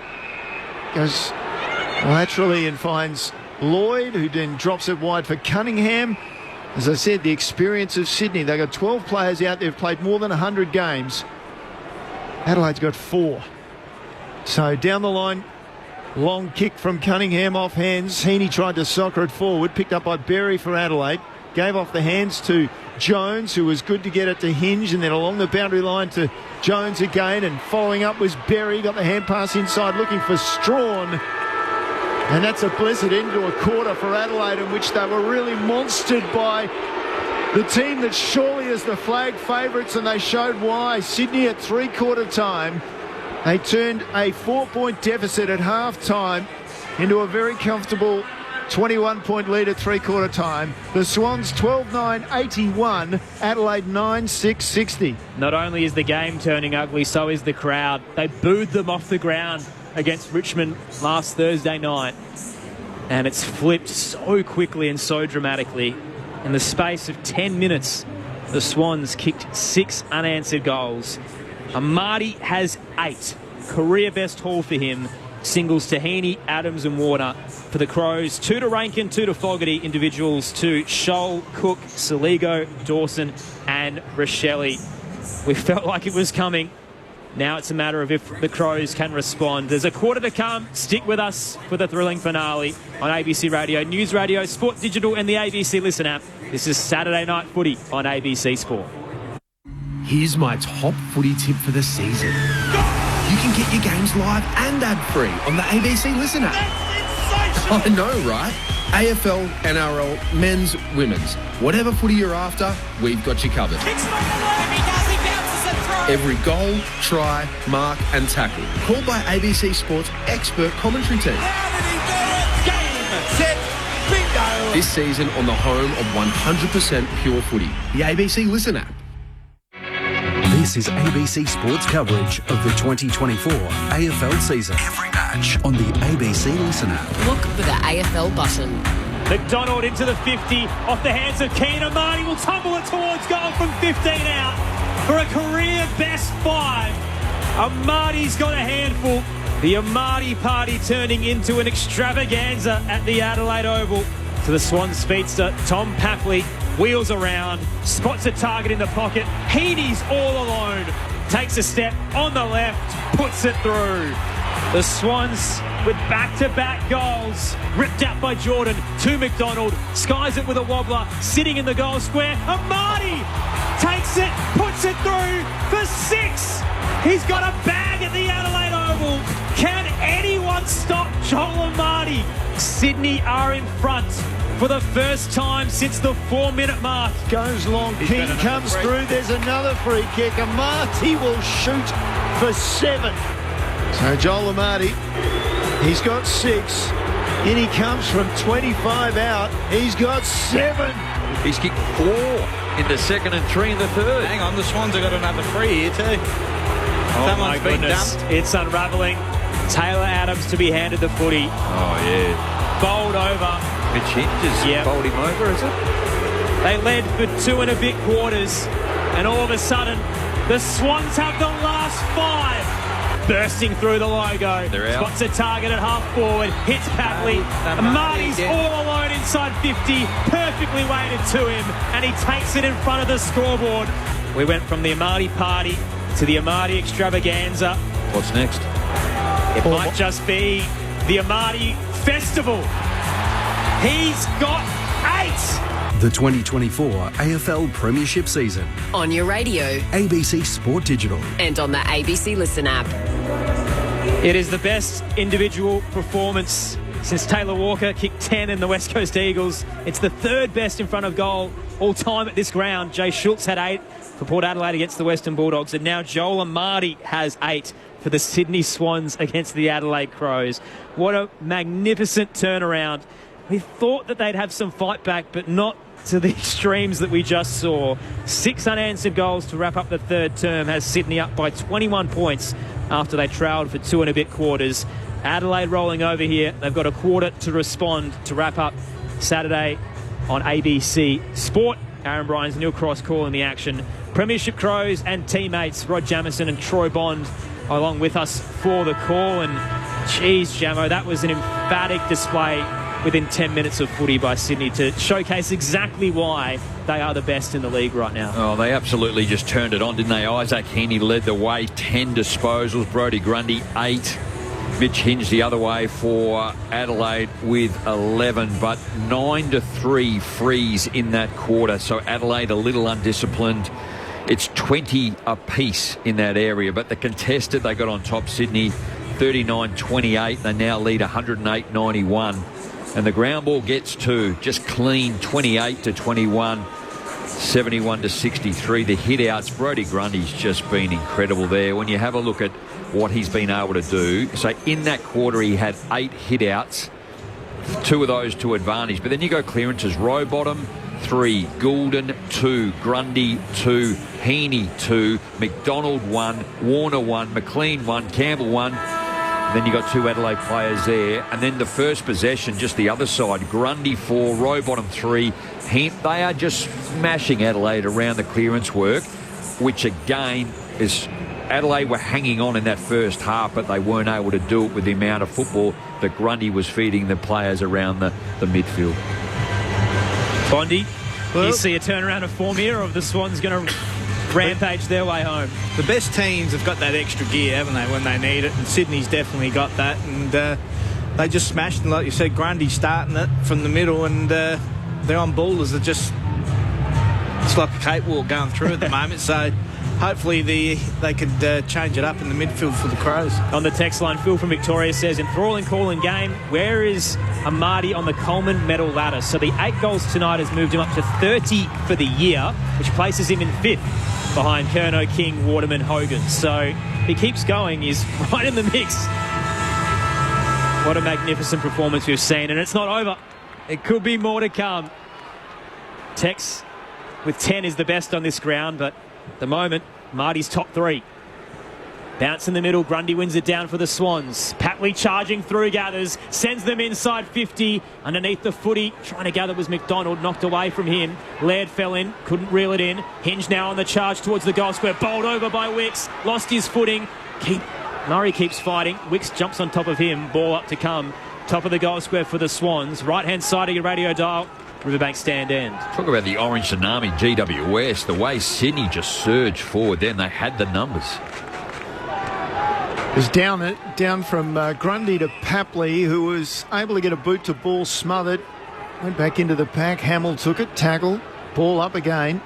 As you were, Grundy is just dominating Strawn at this stage. Couldn't pull the ball down out of the ruck contest. Got it on the ground, though, in the hands of McLean briefly, and then Rochelle got it and got it out of the defensive 50 for the Crows. Again, it's a scramble. Crows trying to hang in there. Finally, came out to Saligo. Oh, he fed a hand pass to Michael Annie, who was wrapped up straight away. It's back inside 50 from Heaney, and then Wicks went back. Adelaide through Hinge is able to get possession. Gave it to Scholl and then Hamill, and as Hamill was about to kick it under pressure, he's straight across the boundary line, just inside defensive 50. So it'll remain there. The Swans will go hard again. Text from Dan and from Kununurra, who's got some more Amadi Party synonyms for me. He's got Gala. Don't waste them. Stop it. I was going to say to Dan, I've got a special one up my sleeve. So just wait. We'll see if he can get his 9th, and here they come. I'll bring it forward for you. Grundy, double tap down, found Hinge, who hacks it out of there. Tumbling footy up towards the square. Blakey with the double fist back. A bit of volleyball. Grundy gathers on the volley. Handed it straight to Sholo. Long ball for Adelaide, and Sydney sitting back with numbers. Just waiting for the drop is Cunningham. Courageous with Keys running the other way. Took the intercept mark. Now shares it across half-back. Rampy takes the mark. Long ball. Just hooking it up towards the outer wing. Target was intended for McLean. Cut off by Murray. Bit of a fumble. Goulden again bursting through. Puts on the Jets. Little 1-2 with Jordan. He keeps running around the outside of the boundary line. Jordan to Hayward, and there's Goulden all alone at left half forward. Finds Wicks. 35 out. Eyes the big sticks to the goal square. Taken by Heaney. Oh, he's the best in the league. There is no doubt about that. Isaac Heaney for disposal 24. Goal number 2. Tight angle. 5 out. Takes a step and snaps it home. And he gives it to the fans in the Riverbank stand as well. 7 unanswered goals, 2 to Heaney, and the Swans lead is 27 points. 13-9-87 to 9-6-60 at the start of the fourth term. Saturday night footy on ABC Sport. It's just their ability, Sydney, to be able to win the football and move forward with their touch in tight, deliver. The kicks are low, they're hard. It makes it really difficult. That kick over the top to a teammate is such a difficult kick, and it makes it hard for the defender when it comes in like that. Heaney just dangerous in the middle and up forward. Have to admire the blood spirit, obviously running through the veins of all these players. Swans intent on their 12th win of the season. Only the one loss so far. Grundy in the middle has been dominant. Michael Annie worried him out of it on the ground, but the kick forward marked by the resilient Millican, who's been back there, done a good job in this evening's match. Went wide for Lloyd, the experienced one. Played in his 236th game for the Swans. Down the line he goes towards centre wing on the eastern side. Off the pack, brilliant rove by Warner. One bounce across the square, inside 50. And Heaney got rid of his man, or rather Papley got rid of his man. But he was good enough to stand up again, was Hamill, and took it towards the boundary line. Did well. We'll get a throw in. 25 around from the goal face for the Swans, who are attacking the River Torrens into the ground. And like the Torrens, it's barely flowing. The Sydney performance is a bit better than that. Well, the body work from Papley was deadly. Grundy takes it out of the right. Quick snap towards goal. Misses. Through on the right-hand side from 20 out. Sydney move to 13-10-88. Adelaide 9-6-60. 5 minutes into the final term. Premiership Crows, Rod Jamieson, Troy Bond. 5 minutes in, it's a 43-point turnaround since the 16-minute mark of the third quarter. Just electrifying football by the Swans, sitting number one on the ladder. Hinge brings it in, plays on, comes to this broadcast side of the ground. McCartan knocks it out, Wicks takes it, hand passes it off. Cunningham, and then Heaney got the ball forward, and Adelaide through Rankin. Rankin, he peels off a kick into the centre. That was dangerous. It comes off Blakey. Laird took it though. Now Rochelle, he cuts across a couple of Swans. Goes even wider with his kick. Don't think he meant it. Got it to Jones. Jones bowled over after he played on. Picked up by Saligo. Under pressure, back to Jones. Right on the 50 for Adelaide. Jones got it back to Saligo. Chance to snap at goal. Oh, he had one there too. He wasn't able to find Scholl, who went across the goal face out of bounds. Adelaide at least keep it in their forward 50. Liz Walsh on the boundary line. Yeah, Sydney is still yet to enact their sub in Matt Roberts. Braden Campbell has been on the bench for a total of 14 minutes. That's obviously before the third quarter break as well. But it looks like actually he might be coming back on. So it's a bit of a mystery. Toss back in out of the stoppage. Rochelle to Michael Lanny. Slapped across from Dawson. Across the half-forward line right now for Adelaide. Murray lost his footing. Dawson goes again. Hospital handball to Michael Lanny, and Dawson gets another touch. Flung it to Warner this time, though. And he can sky it out of there for Sydney. High torpedo that drops on the logo broadcast side. Fighting for it, Jordan did well. Gathered at his toes, handed it to McLean. He missed Warner. Has to keep wrestling. Brought to ground by Murphy. Umpire circles, waits. Murphy stays on top of him. Ball up. Pulled it back in as well. Very lucky. Had some very mixed messaging across the night regarding holding the ball. Will be tossed up attacking edge of the square for the Crows, down by 28. Ball off to Michael Annie. Got it from the ruck contest and then gave it away straight away to McInerney. McInerney took two bounces, and Michael Annie followed up and tackled him over the boundary line, and the umpire said throw it in. They'll be rioting soon, Crossy. I don't think I understand why that wasn't. He bounced the ball, lost it, picked it up, and he was tackled before he went over the line. The umpire said throw it in. So in it comes again, off the ruck hands, down to Michael Annie again, flipped out a hand pass, and they work it back finally for the high kick down the ground from Dowling. So Laird was involved then. Off hands it came to Murphy, slipped the hand pass forward. Keys fought off one, just tumbled the kick inside forward 50. Last man back, that man Goulden, covering from the wing on the eastern side.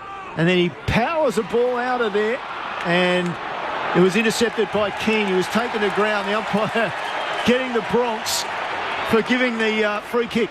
Hands it off, tight on the boundary line. Hinge sends it towards home. It's curling and through for a minor score on the left-hand side. Adelaide trail by 27.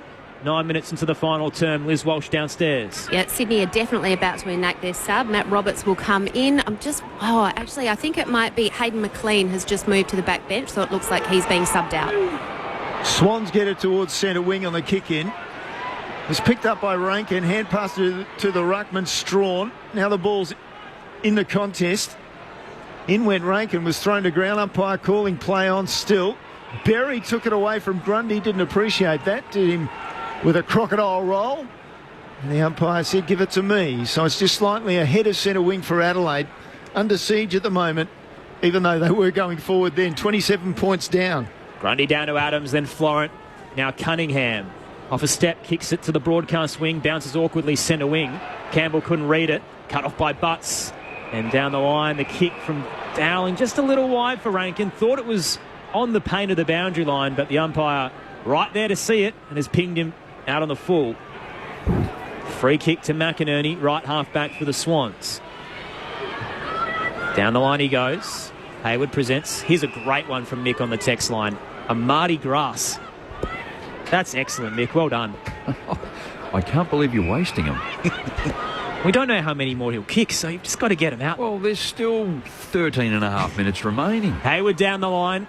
Murray front of the pack, couldn't claim it against Amati. Spilled down to Adams, front and square. Hacks it up towards the goal square. No one waiting on the line, but he doesn't get the kind bounce. Through for a minor score on the right-hand side. Sydney back up by 28. So if you're just joining us, Joel Amati has 8 goals. 1. If you've got any Amati party synonyms, feel free to text them in. 0437 774 774. I think you're waiting for the 13, Aaron. The 13. 9 minutes into the final quarter. Another free kick to the Swans. Dawson at fault there. Ruled to have held on. So ball's come wide for Cunningham.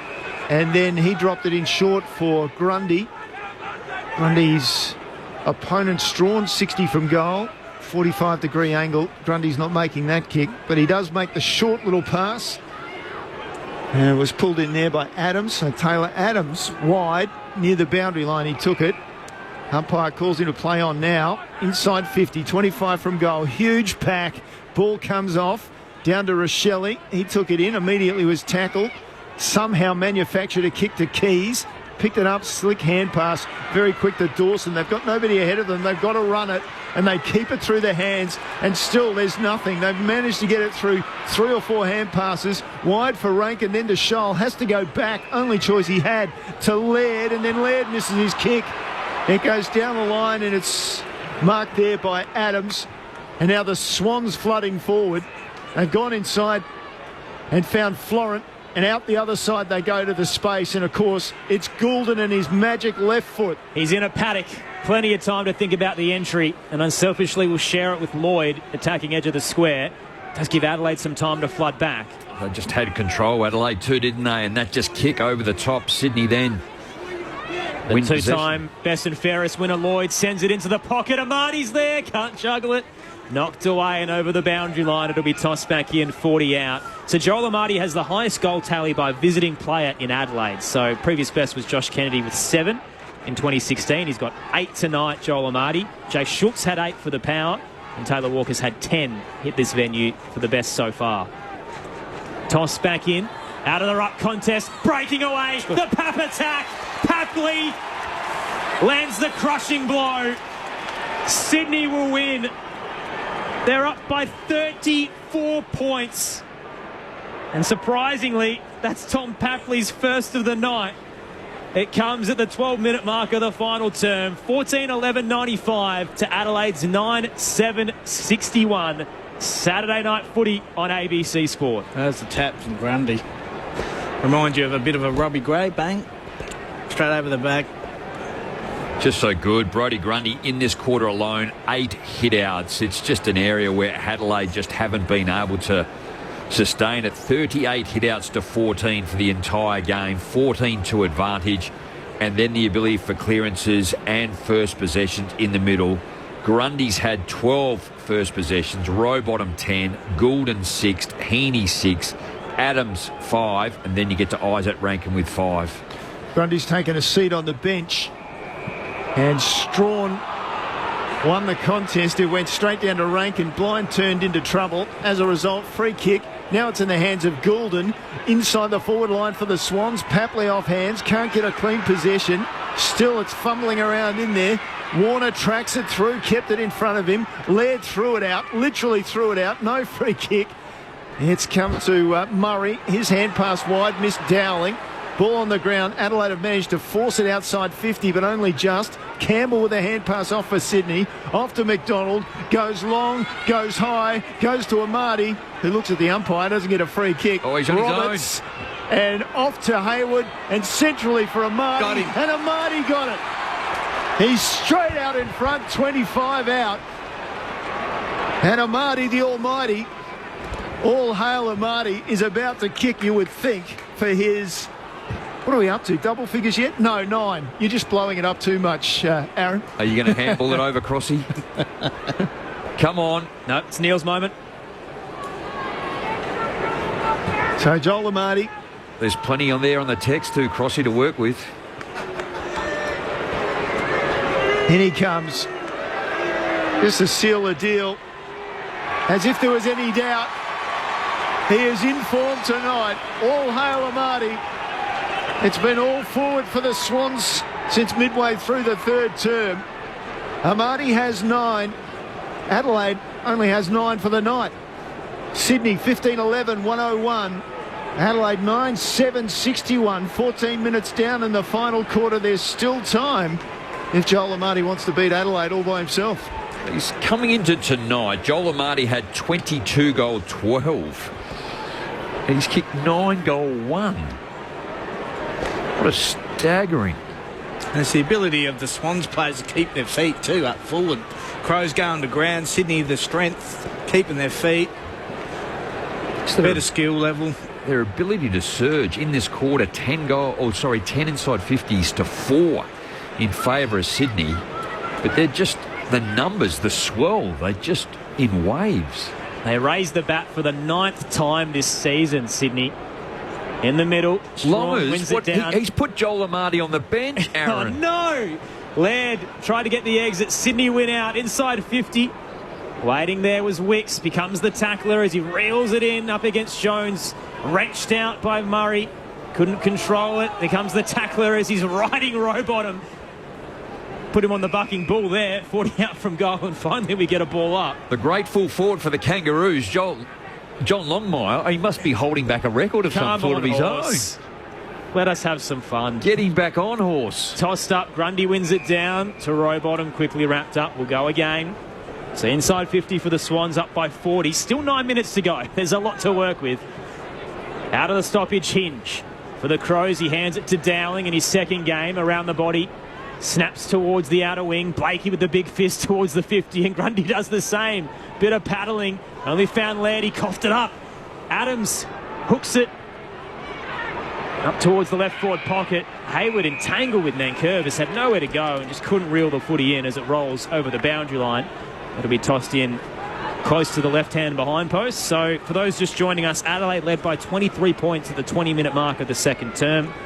Sydney kicked 6 unanswered goals, or 7 either side of three-quarter time, and are back up by 40 now as it's tossed back into play. Grundy tried to get a handball out to McInerney and rolls over the boundary line. Liz Walsh downstairs. Sydney fans behind me are channeling Jamo at the moment, screaming out, "Put our Marty back on!"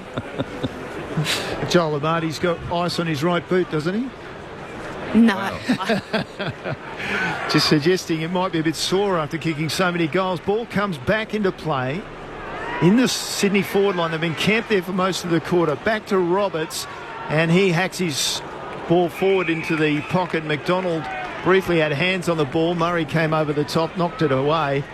And so about 4 metres from the behind post in the left forward pocket, we'll get a throw in for the Swans. 17 down in the final quarter, 40 points down are the Crows. Still time to play out as in it comes, and down to Adams. couldn't get a kick away from Grundy. Berry gave it to Laird by hand, and then off he went to Nankervis, beat one, dribbled a left foot kick towards Hinge, and they'll get out a defensive 50, the Crows. Hands it to Scholl. Dinky kick to Murphy. Didn't think it was 15, so he immediately played on. Campbell was waiting for him. Has to rush it up the broadcast wing, close to the boundary line, just dropped to Keane. Tried to take the contested mark, but it's just been knocked out late by Blakey, so boundary throw in to come. Amati may be off the ground. He's just about to come back on, but the text line's blowing up. Dan says Amati Maserati. Mark from Perth says Champagne Amati. In this last 10 minutes of this fourth quarter, 42% time in possession to 17. Sydney have just blasted Adelaide away. Grundy taps it down, found Hinge. Little 1-2 with Saligo.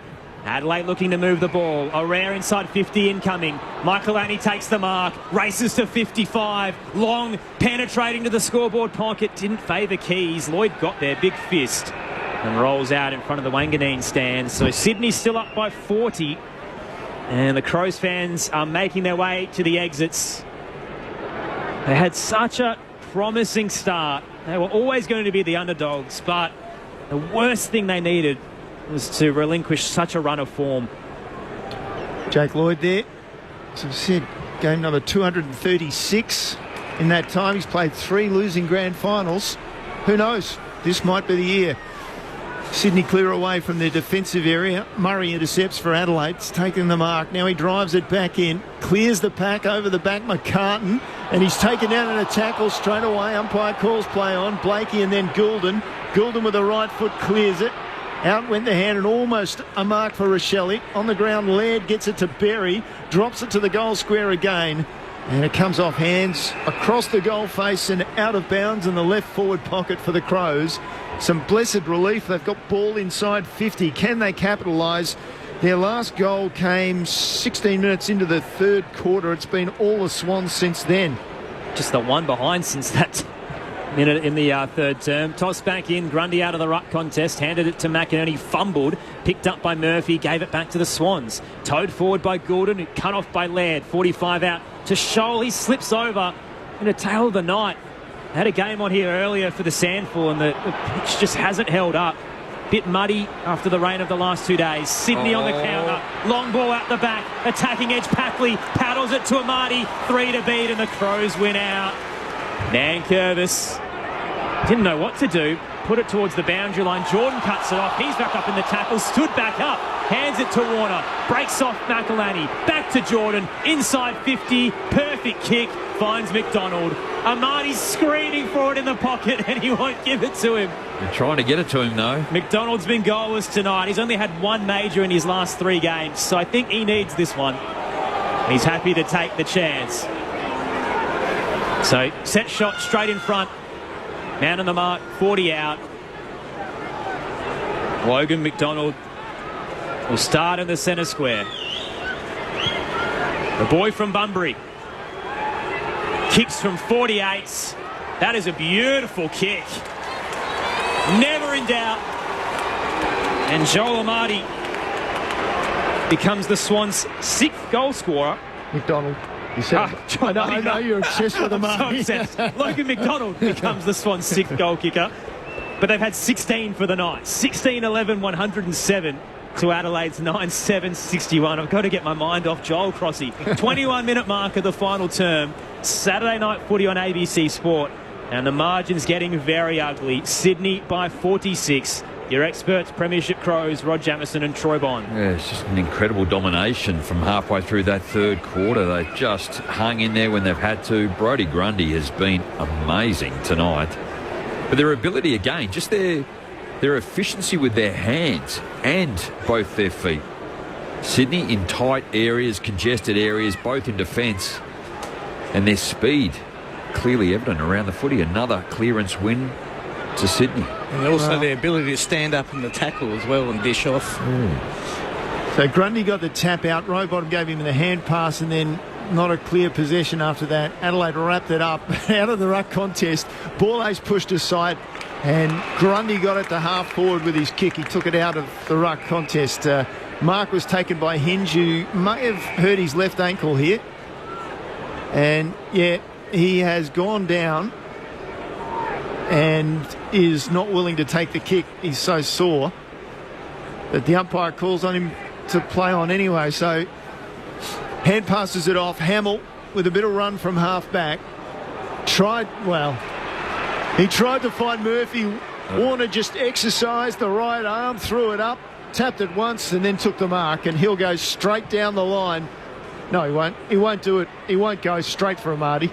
He goes for Hayward. Pat converges, ball hits the deck. Rowbottom fighting for it. Got a handball out to Hayward. Lobbed it over the top. Scholl cuts it off. Knocked it back to Lloyd. He retreats to centre wing on the broadcast side. Back to McCartan. Up to half forward he goes. Sliding in. Good mark. Dowling got there. Low to ground. Almost a slips catch up against Heaney. Pretty good in his first 2 games, Billy Dowling. Promising prospect for the Crows. He goes wide to Nankervis. Then Dawson against his former side. Long ball towards the 50. Fogarty had 2 to beat and knocked away from him by Blakey over the boundary line. Sydney by 46. Liz Walsh downstairs. Yeah, a bit of a concern for the Crows here that their sub Sam Berry has had to go down into the rooms with one of the club doctors. Looks a concern with his groin. I'll check in later. Such a hard in and under player, Sam Berry, and gets his opportunity and been on for a quarter and now off with an injury. Now out of the ruck contest, it went to Rankin, who sent it in forward for Adelaide. Off hands onto the ground. Umpire calls for the ball up. Sydney will remain with a record of only losing in the second half 4 quarters across the season. So they are, you would say, fit enough to run out any match, and they'll come away from their defensive 50 through Heaney to Rowbottom. He goes long. Butts got rid of his man, Amati. He didn't stand up that time. Still got 4 minutes remaining. Went off to Nankervis from Butts, and then centrally he goes to the corridor. This is what they were picking off early, Adelaide. Dowling. Then out the other side to the eastern side of the ground, and he finds Michael Annie, I should say, in a bit of space, and he goes inside forward 50. Off hands again, the Swans with the answer. Sharing it around through defensive 50. Heaney with the dodge step around Scholl, and he's cleaned up for his trouble. That is a poor hit from Fogarty. He's collected him high as he kicked out a defensive 50. It'll be downfield, but that will be looked at. He's come in hip and shoulder and cleaned him up. See you later, Darcy Fogarty. It's just a hip and shoulder. It wasn't high. No. I reckon he might have got him. Nothing will come of that. No, it's just a hip and shoulder. Roberts the sub on. Out towards Florent. They'll switch through half back. Blakey takes the mark. Yeah, that's how hurt he is.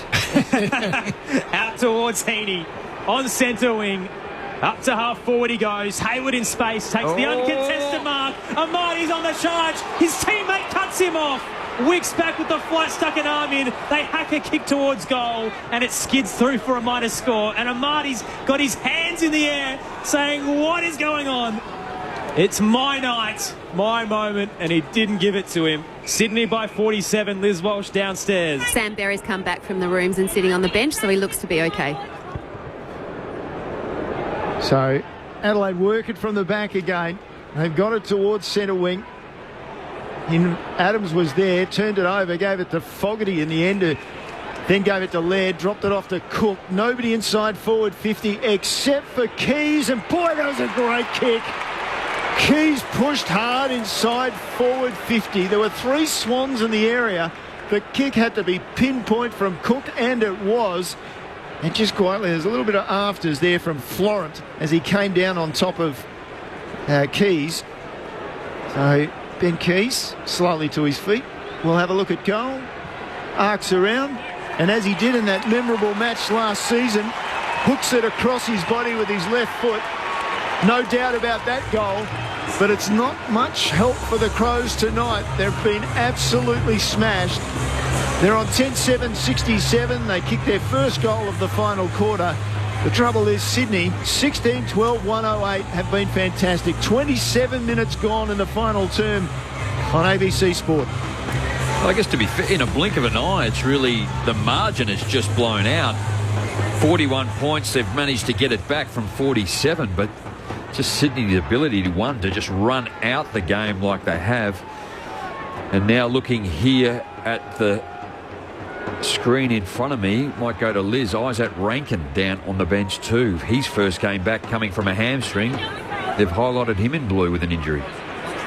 I'm looking straight at him, and he does look to be fine, but I will check in with the club and see if there's something that I can't see. But I literally am looking straight at him, and he looks okay. Swans by 41. The bounce in the middle is quickly halted, holding the ball. So sliding in, ball ace, wrapped up by a couple of bloods and pinged. Rowbottom has it. Unsure what to do, so he'll bang it long. Amati's on the bench. Booming kick into the 50. Adams rose, but a height mismatch caught him. Butts takes the mark. And you're right, Jamo. The dream is over. 90 seconds to go and Amati's on the pine. He's got 9 for the night. What a performance. The exit from defensive 50. Michael Annie takes it for the Crows. Hands it to Laird, surging by. Up to half forward, looking for Dawson. Rowbottom brings it to ground. There's a hold amongst it. Going young James's way. And the skipper for the Crows, the offender. Rowbottom, one of these great midfield foundations for what could be a Swans dynasty. To the outer wing he goes. Centre wing brought to ground. Grundy with the blind turn. You don't see that often. Spun out of dodge, handed it to Florent into the 50, looking for McDonald. Nankervis rose, brought it to ground. McDonald hands it wide, looking for Cunningham, but just missed it in front of the Rashudo stand. Boundary throwing to come. Swans by 41 points. Saturday night footy on ABC Sport. Yeah, they've just run out the game way better than Adelaide. Always difficult when you find yourself behind too, but 400 metres gained further than Adelaide in this last quarter. Grundy in the ruck contest. Follows up on the ground, slips a hand pass out to Rowbottom. He got the ball to boot inside forward 50. Adams grabbed it, taken to ground straight away in a tackle. Papley got it, released it. Umpire said that's a throw. So Hinge will take the free kick. He's battled hard back there for Adelaide. He'll get 50 as well, surely. No? He's been one of Adelaide's better players, hasn't he, too? It's been in the defence. He's been able to sit under the football, put his body on the line and injured his ankle early and still continues to work hard. Hinge up towards the centre square. Dawson is target, brought to ground. Waiting there, Cunningham. Hands it off to Gordon. Sends it towards goal. A bounce and through for the minor score. Sydney's lead moves to 42 points. What a season they're having, the Swans. Can anyone stop Sydney? The Bloods surge to their 9th consecutive win, and it's an Amati bonanza at the Adelaide Oval. They win by 42.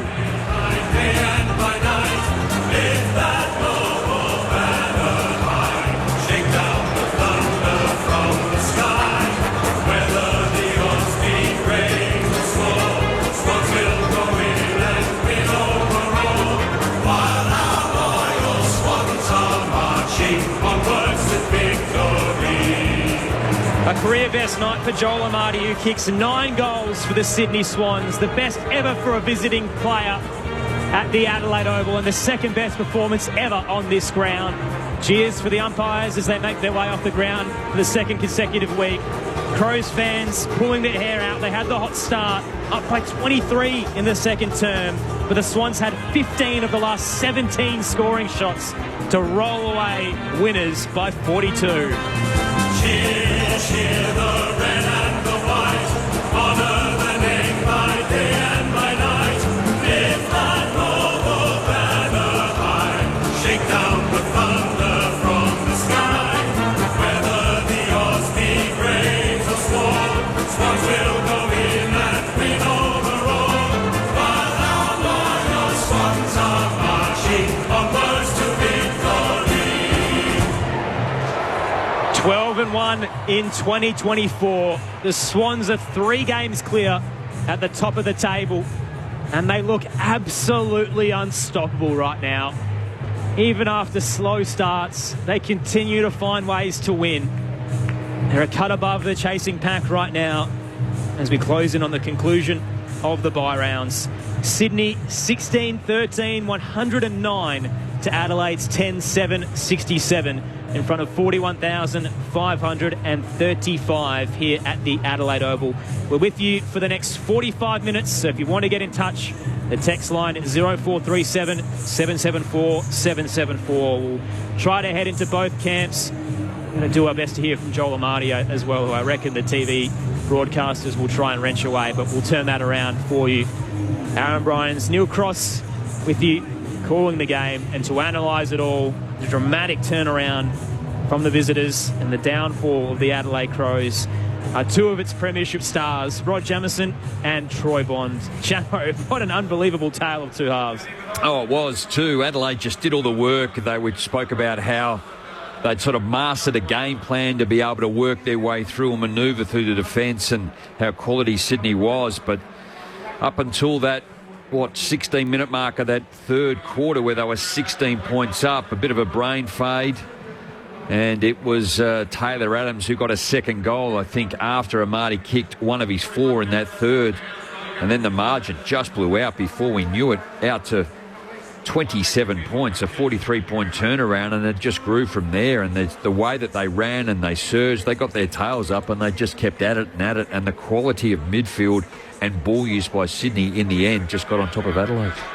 I think these days you've got to have a good 6 or 7 players that you can rotate through the midfield to be a good side, and Sydney's probably got about 8 or 9, and they're all class players, and they're just too smart and too skillful for Adelaide. And it all started with Brodie Grundy, who I think would be stiff for BOG with the Marty kicking 9, but Brodie Grundy would be right up there, a close second, I think. And it's just shows where both teams are on the ladder. And like you said at the start of the game, Sydney a powerful side in the second half, and they proved that again tonight. The ruck contest, there was 98. Brodie Grundy has won 49 of them. And to advantage 19, and he has just assisted his teammates around the football in an incredible way to give them first use of the football. And again, you just reflect on Adelaide's ability once he continued to do that throughout the game, that they were able to hang on, and they just got to win the football back, and then you've got to reload again. It's not necessarily in the centre of the ground, it's at their half-back line or deep in their 50, and they've got to win it, then go, and the work rate to be able to do that. But just right across the ground, certainly their midfield outstanding, Sydney. The defence, I sort of looked and I thought, Blakey's having a bit of a quiet night. He did, really, didn't he, too? But they were manful right across. All of them did what they had to do. Adelaide's entry into their forward 50, always tough. They go to Fogarty, one out. He's always got 2 or 3 on him, so it makes it really hard. But, yeah, I thought just the ability for them to run in numbers. But I thought for 2.5 quarters, which is never long enough, that Adelaide just really worked hard and put themselves in a pretty good position. The defence is pretty underrated, like you said, Jamo, and McCartan, blokes like Melican, obviously the Lizard, we all know about the Lizard, but I think they're very underrated. Sydney's defence, it's all about their attack, but their defence is really, really strong as well. Melican, good size. Blakey, Cunningham was good tonight. Rampy, Florent. I mean, there wasn't someone that really stood out in their back line. It was really their sort of centre forward players that continued, just worked in waves. You have to admire the Swans and the way they go about things now. They've spread out and gone around the ground, said hello to their spectators that are here. And Matt Roberts, a former South Adelaide player who's been signed obviously through the draft, is doing his laps because he was the... So he's doing his laps, but he's high-fiving or low-fiving or saying hello to everybody who wanted to slap his hand while he was going around doing his laps so he gets the K's in his legs that he had to, according to the conditioning that staff that put him through his paces. Of course, that happens so often when a player has been in that substitute role. So, yep, they're professional too. You know, they cross every T, they dot every I, they do the right thing, Sydney. There's no doubt about that, and that's why it took a long, long time. I think people forget just how long they battled to get attention in Sydney, but they are really top of the tree at the moment.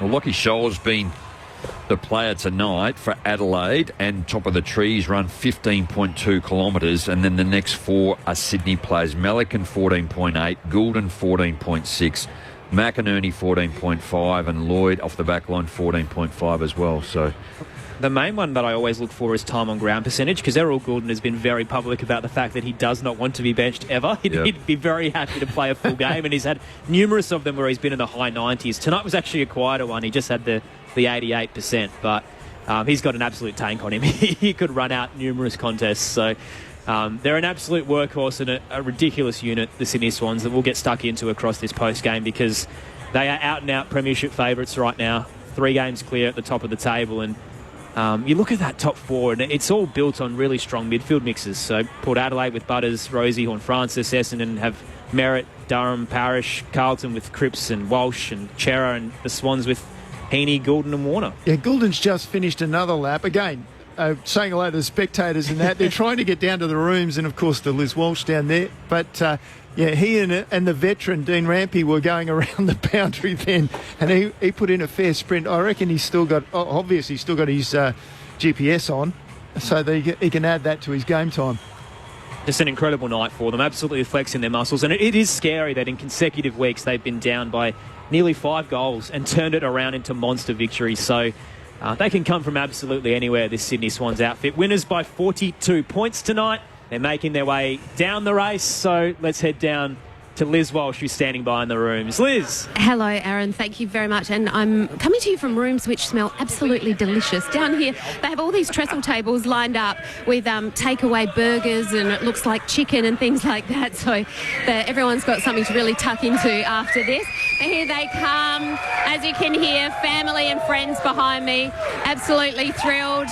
And, of course, Amadi, lots of people getting around him at the moment. I've got someone right behind me filming him. Here's Chad Warner. He looks extremely happy to be here. And I'll just move out of the way for the camera crew. They've got to get in. And here we go. Oh, here comes Brodie Grundy. Give him a hip and shoulder, Liz. Oh yeah, could you show him his boss? Okay, here we go. They're singing the song.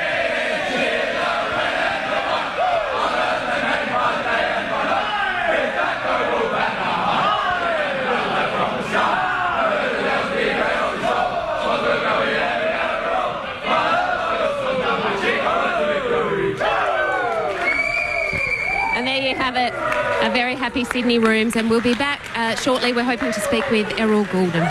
We don't want to have too many burgers down there, I reckon, Liz, because they've got the Battle of the Bridge next weekend, which is arguably one of their biggest games of the year against their crosstown rivals in the Giants. So that's 7 days away. Logan Morris has proven that you can play on a full stomach. Especially after, takeaway burgers and soup and the wrong size boots. So, I mean, maybe that's the one thing that can stop the Swans is a poor diet. Who knows? They just look absolutely invincible right now. Where do you rank that midfield group, Jamo? When I just listed, I guess, that top 4, the top 4 outfits that are there, and we've harped on a little bit locally about, the Butters, Rosie, Horne-Francis combination. But, Warner, Heaney, Goulden at any given point can be a match winner. Oh, incredible. And they've backed it up. I mean, what are they now? 12 wins and 1 loss. And I think the one thing you can say about Sydney, everyone sort of reflects, they've beaten every team in the top 8, except Port Adelaide, who they don't play until round 21. So if you're referencing the quality and the opposition that they're beating, they're doing a seriously good job. They've got another match against Adelaide too.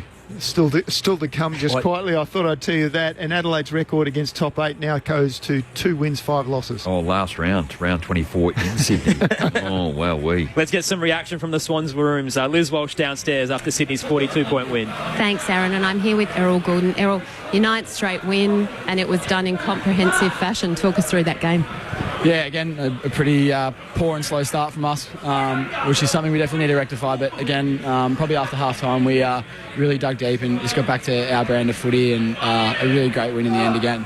Well, that's right. Coming into the game, there was a lot of talk about not wanting to repeat that slow start against Geelong. And obviously that didn't quite go according to plan. But then that last half, I mean, it was just blistering, wasn't it? Was it a rev up at half-time, or what do you think clicked for you guys? Yeah, we got a little bit of a cook probably from Rams at quarter time as well, and it was a bit better in the second quarter, and then again at half time it wasn't so much a rev up, it was more just like a get back to what we know works, and cracking a little bit harder, get the ball going our way. To Adelaide's credit, their first half they were really good, their pressure was high, they were winning contests forward of the ball, and halving contests that we probably should have won as well, so credit to them. But again, a really solid second half from us, and great win in a tough place to come and play. Coming into this game tonight, when I was doing my pre-game prep, I thought, post-game we'd definitely be talking about yourself or Brodie Grundy, Isaac Heaney, etc. Instead, no, we're going to be talking about Joel and Marty. Talk us through that performance. Yeah, it was unbelievable. He's clunking them from all areas of the ground, wasn't he? And he kicked really straight. But I think he was leading our tackles as well, which is awesome on the other side of the ball. But I mean, anytime you kick 9 goals, it's pretty special. So he's been building nice. He's had a really strong season, and to see him get a bit of reward for his hard work and effort is really, really pleasing. Let's head up to our experts. We've got Rod Jamieson and Troy Bond. Yeah, Errol, Rod Jamieson, huge by yourself tonight too, and many other players. At the 16-minute mark of the third quarter, you're 16 points down, and then all of a sudden, the flick of a switch, you're 27 points up in the fourth quarter. Just the effort, the surge right across all lines, the ability and the belief in each other to be able to pull yourself out of something like that. Yeah, definitely. I mean, ideally we don't put ourselves in that position every week, which we seem to be doing a little bit lately. So, again, as I mentioned before, we definitely will look to rectify that. But, we've got a lot of belief that kind of no matter where we are, we can kind of claw our way back brick by brick and, death by 1,000 cuts type of thing. So, again, really pleasing. Probably didn't adjust to the conditions quickly enough. It was pretty slippery out here tonight. And, when we started playing a bit more surge footy, lock it in our forward half, things started to turn for us. Brodie Grundy has one of the most influential nights too, without going into too much, but he's had 24 contested, he's had 49 hit-outs and just monstered it and given you first look at the footy. Yeah, he has. He's been doing it all year, to be honest. He's probably starting to get a little bit of recognition now from the outside, but inside our 4 walls we've been praising him all year, and his follow-up for a big man is absolutely unbelievable. We feel like an extra midfielder once the ball hits the ground, he's in there tackling, competing, and 24 contested possessions is crazy. It's pretty unheard of for a ruckman. So he just goes about his business, and he keeps being himself and rocking up every week, and he's an invaluable part of our side. Well, to your point, he's had 18 ground ball gets, so that second effort is huge. Yeah, it's actually off the charts. Yeah, Errol, Troy Bond here, mate. Congratulations, great win. We're talking up here in the box, and they're saying that you don't like coming off the ground. Is that something you like to be on all the time? You want to spend 100%, but these days it's very hard to do. Yeah, I wish they'd let me play the whole game, but no, I'm only staring. Something I've done probably a bit more this year, play a bit higher game time. I think on the wing you can probably play higher minutes and say an inside mid. So, I've kind of had the chance to do a little bit this year. I think most players would tell you they don't like coming off the ground. So, came off, I think, in 3 times tonight, which is a couple more than I have been of late. But, it was, good fun to stay out there for as long as I can and test myself.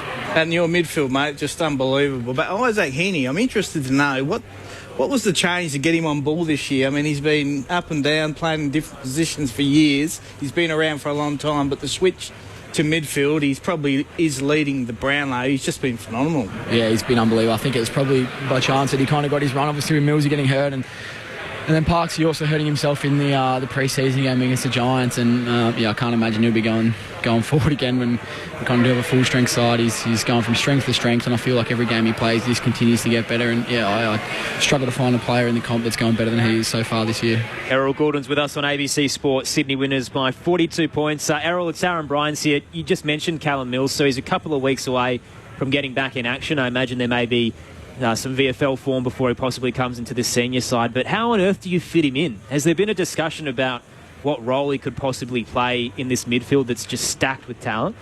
Luckily, I'm not actually part of the match committee. I'm not picking the team, so I'll leave that to them. But, Millsy obviously come back into the side in hopefully a few weeks, and we know what quality player he is as well. So, pretty grateful I'm not the one pick of the team. In terms of the talent that you are stacked with, 17 of the players in your list right now were part of that 2022 grand final, the big loss to Geelong. And I think that's a testament in itself that a lot of you were quite young at that period of time, and you got to play on the biggest stage, and you're hopefully, the way your trajectory is going, is that you'll find your way back there. Did you learn a lot from that a few years ago, and that kind of improved your development to get you back to where you are now?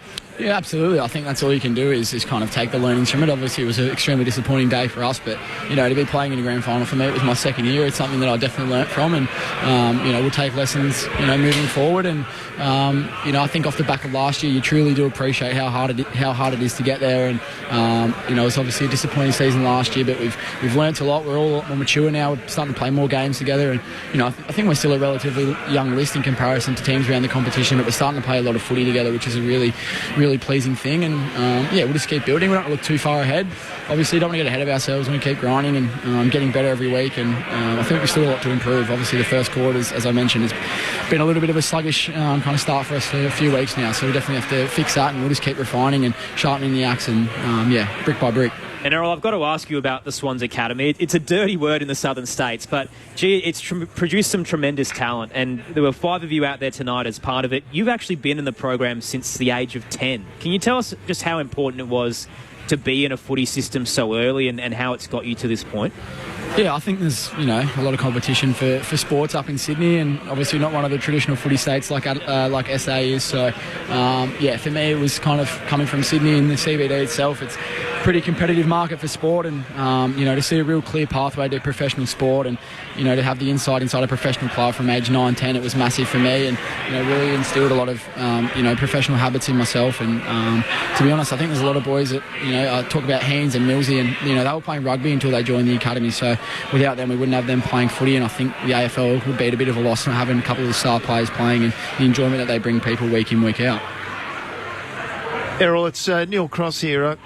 I wholeheartedly agree with everything you've said. As a former Queenslander, I know how tough it is to tell people in the northern states that you actually play Australian football when you're young and you go against the tide. So I think the academies are a necessary thing, and they're a great thing. But on tonight's game, we talked about the second half, 10 goals to 3 from the Swans.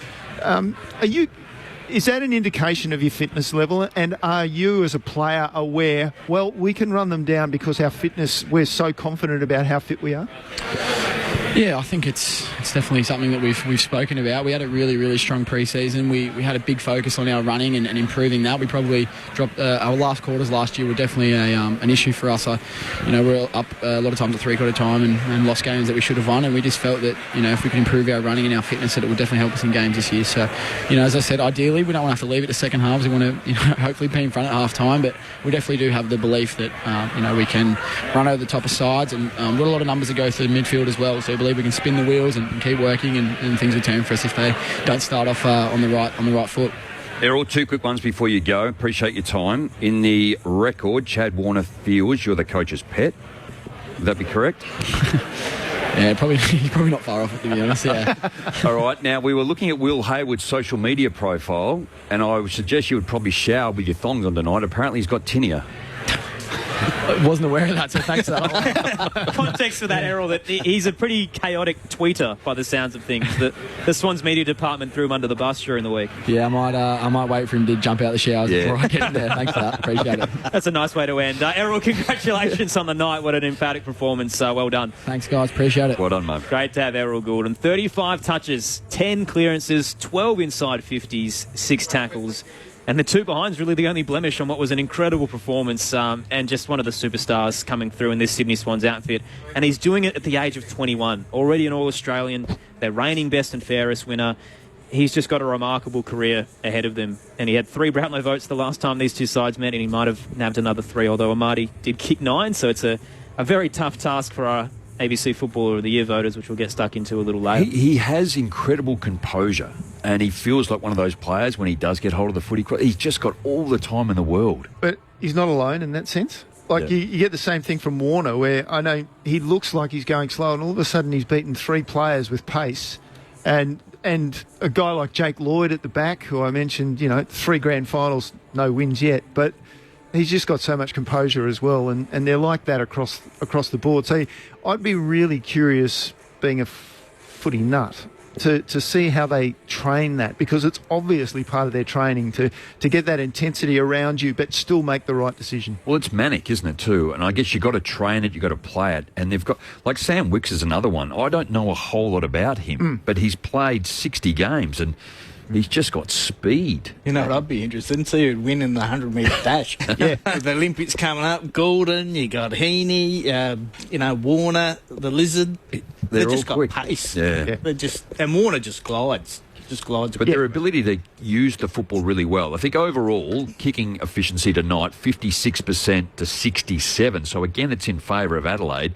They both had 209 kicks.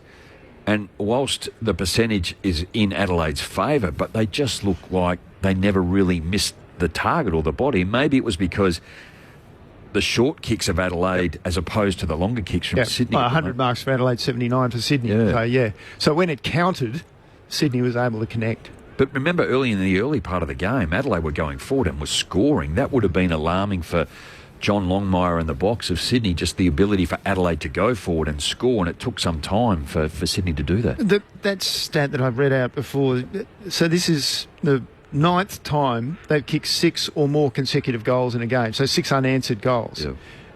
That's phenomenal, and we talk so much about momentum, and that's a big momentum, kicking 6 goals or more in a row, and they've done it 9 times across, what have they played now, 13 games. And again, the opposition, we keep talking about the opposition they played. So last week was against Geelong, and after Geelong gave them that 5 or 6 goal head start, they had their bye, they've beaten the Bulldogs, they beat Carlton, they beat Fremantle, they beat GWS, and then they beat Hawthorn prior to that, and they'd probably go, Hawthorn, but geez, you look at the Hawks' form and you think, it's pretty good. Yeah. So for next week too, GWS, that's going to be a quality game. And then home to Fremantle, St Kilda Kangaroos. They're just taking all before them at the moment, but they've already done that already, and they've put themselves in a real clear position on top of the ladder. With you for the next 25 minutes as part of Saturday Night Footy on ABC Sports. So a lot to roll through. A couple of texts just quickly. So Bill said, poor execution from the Crows let the Swans back in. And Tim says, I think this may be the turning point in Joel Amartey's career. No doubt he'll get plenty of self-belief and confidence from the performance. Another listener says, shades of when Favola got stranded 1 goal short of 100 goals. There's a bit of scrutiny coming John Longmire's way, I think, for benching Joel Amartey in the latter stages of that contest. That'll be part of the Bloods' creed. No, we don't want to put somebody just a little bit above everybody else. We do have to get stuck into Adelaide because obviously a very dismal second half. But just quickly while we wrap up the Swans, are they a cut above the chasing pack, Jamo? Do you feel like they're the out-and-out premiership favourite now? Totally. Yep. Absolutely. For all the reasons we've just spoken about. Again, the teams that they have beaten to this particular point and how they've been able to beat them stands them clearly above the rest of the pack at the moment. There is still a lot of football to come. Things could happen, form, injury, what have you, but at the moment you'd have to say at this point of the season they are the clear standout. Bondi? Yeah, injury-free, Sydney are the team to beat. I think Carlton are close second, and I think if the Pies continue the upward trend and get some players back, I think they'd be around the mark as well. So, yes, but Sydney a clear favourite for me. Incredible performance from them. So winners by 42 points, 16-13, 109 to Adelaide's 10-7, 67. We mentioned it through the call. You gave me a bit of grief about it. I'm going to try and find the vision, but do you think Fogarty's in a bit of trouble for his hit on Dawson? No, I don't think he is. It was just a hip and shoulder and he's gone down. And then the play's gone on, it's gone straight to the other side. And who's on the end of it? Isaac Heaney. He's popped back up. So, yeah, maybe it's more of... It might be looked at, but I wouldn't have thought anything would come of it. It was really just flushed him hip and shoulder on the side. He's gone down. Potential to cause... The reason for the free kick was it was late. Yeah. Yep. You go to the tribunal if it was late and high. And I don't know from what I saw, my immediate reaction was, he's hit him late, that's the decision, but he hasn't hit him high. Yep. Joel Amartey did get to speak to the television broadcaster after the game and was actually asked what he thought about being taken off late. Here's what he had to say. How come Horse had you on the bench at the end of the game? No, it was just my rotation, eventually you've got to keep coming off, and the boys played a hell of a game, down again early, which is get our starts right, but we were able to power over the top again, which was nice. Hey, Joel, I don't mean to be rude, but there's a time where rotations don't count, mate. When you've got 9 and there's a couple of minutes left, you say to someone else, you have a rotation, mate. No, I wish, but no, it's a team game, and the service I was receiving was pretty phenomenal all day, all 4 quarters, so I had to come off and get the rotation and get the other boys, everyone get a run on.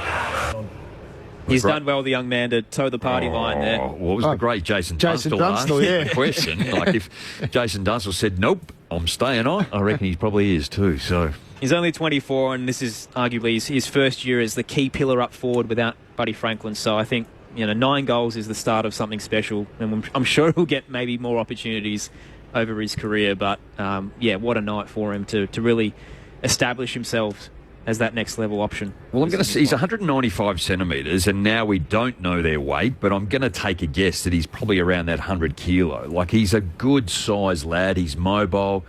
He's high up in the air. We saw certainly in that, second quarter, he kicked 4. The first 3 of those were all clucks, but then the fourth one, I reckon, it was on the ground. He snapped. So the mobility of the big guy as well. We can lead. He's going to take a big key defender out, put it out in front of him. Up in Sydney, always the smaller ground. It's just a long kick in. It's going to work for him one-on-one as opposed to the congestion that happens on the bigger grounds. But, gee, he really stood up tonight and presented exceptionally well. Tell you what he has got. He's got a beautiful set shot for goal too. He's got the big guys normally struggle from hand to foot, but he seems to just he's kicking. He's very relaxed. He reminds me of the big fella when he used to kick for goal. So he's a beautiful set shot. So the Swans winners by 42 points Saturday night footy on ABC Sports. So they moved to 12-1. And the other side of things is the Adelaide Crows, who had such a promising start, and they came in as the heavy underdogs. I don't think many expected them to at least nab the win, but they were so competitive and showed so much promise and heart, and just totally fell away in the second half. So they moved to 4-9-1. The pressure will rise again at how well they could do and then how they fell apart. Sydney winners by 42. Let's get some reaction from in the rooms and see how they're feeling. Liz Walsh in the Crows camp. Thank you, Aaron. I'm here with Lockie Scholl from the Crows. Lockie, a disappointing loss. Can you put into words what happened, particularly after half-time?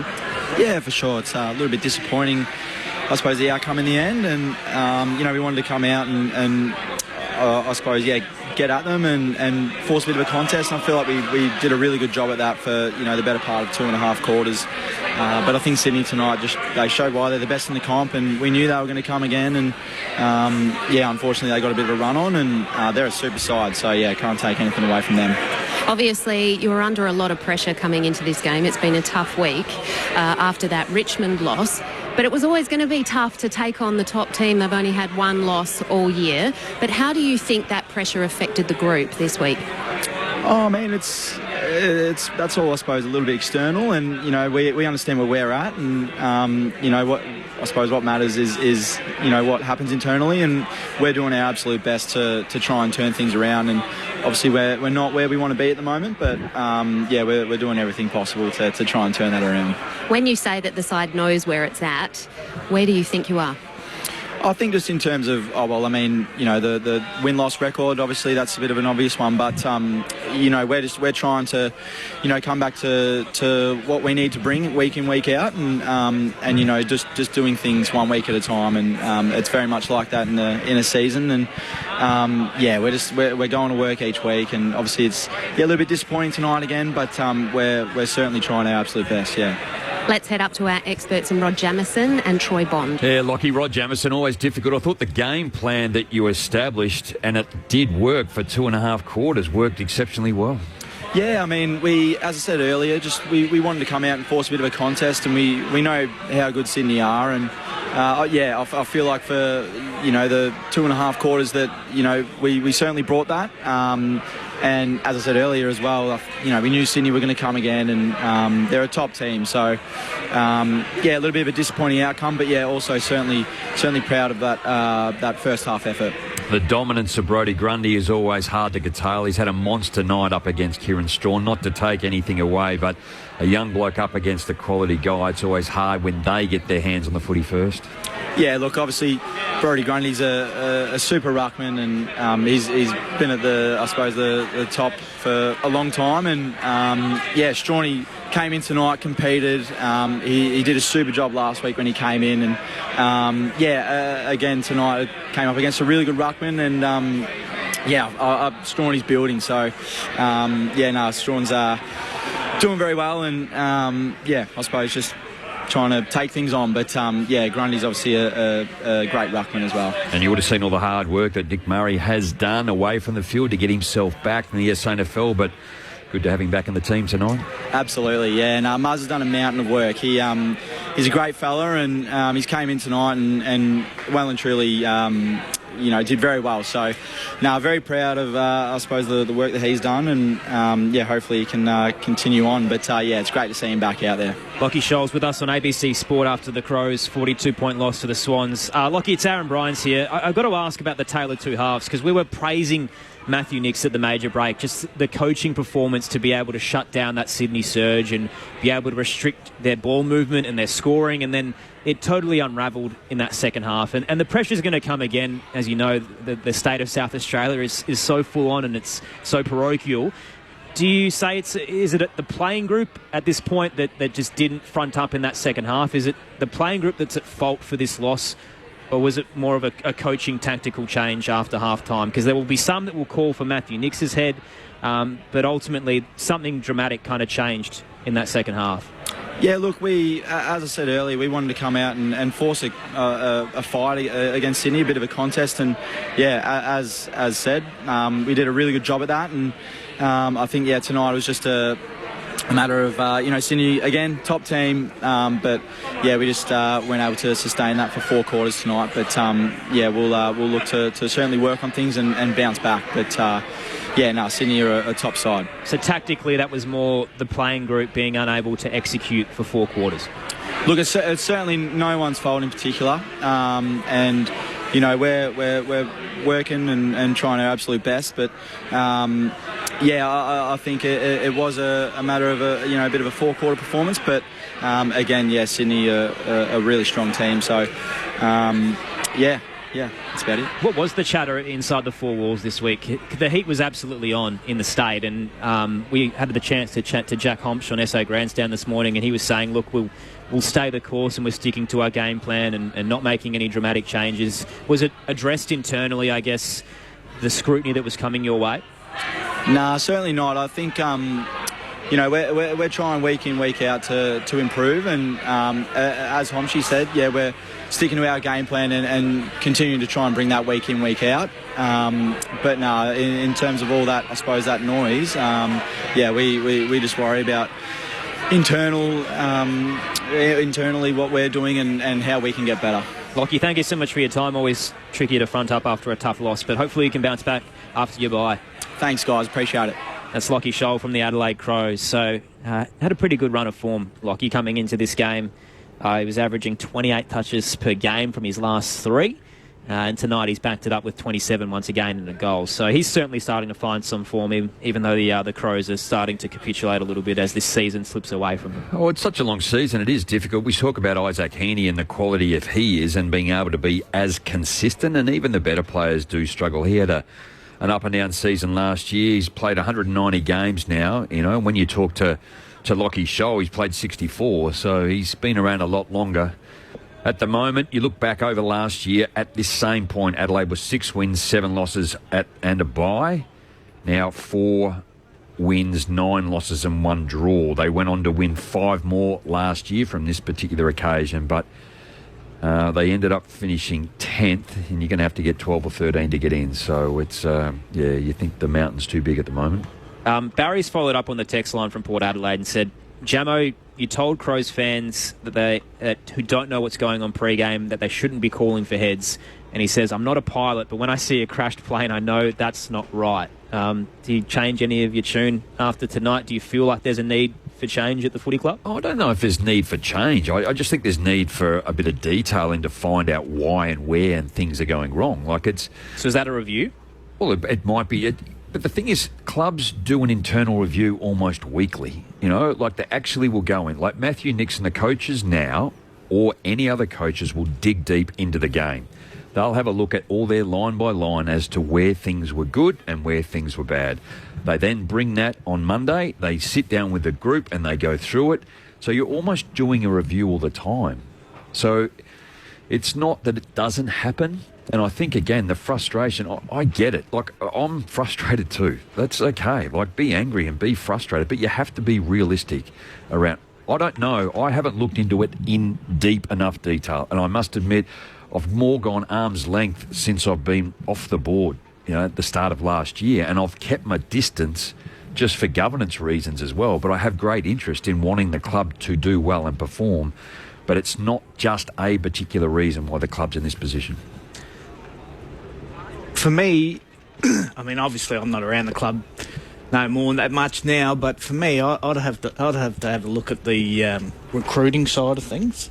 Obviously, with some of our top picks, they haven't worked out, and also the best clubs, I think, is the development of the players. So, you know, we've had some players like Chase Jones and these blokes that have been in the system for a long time. I just don't see that improvement there. Whereas, you know, these at the top clubs, you see these young fellas come through. They come through quicker than what the Adelaide Football Club is. That's what I see.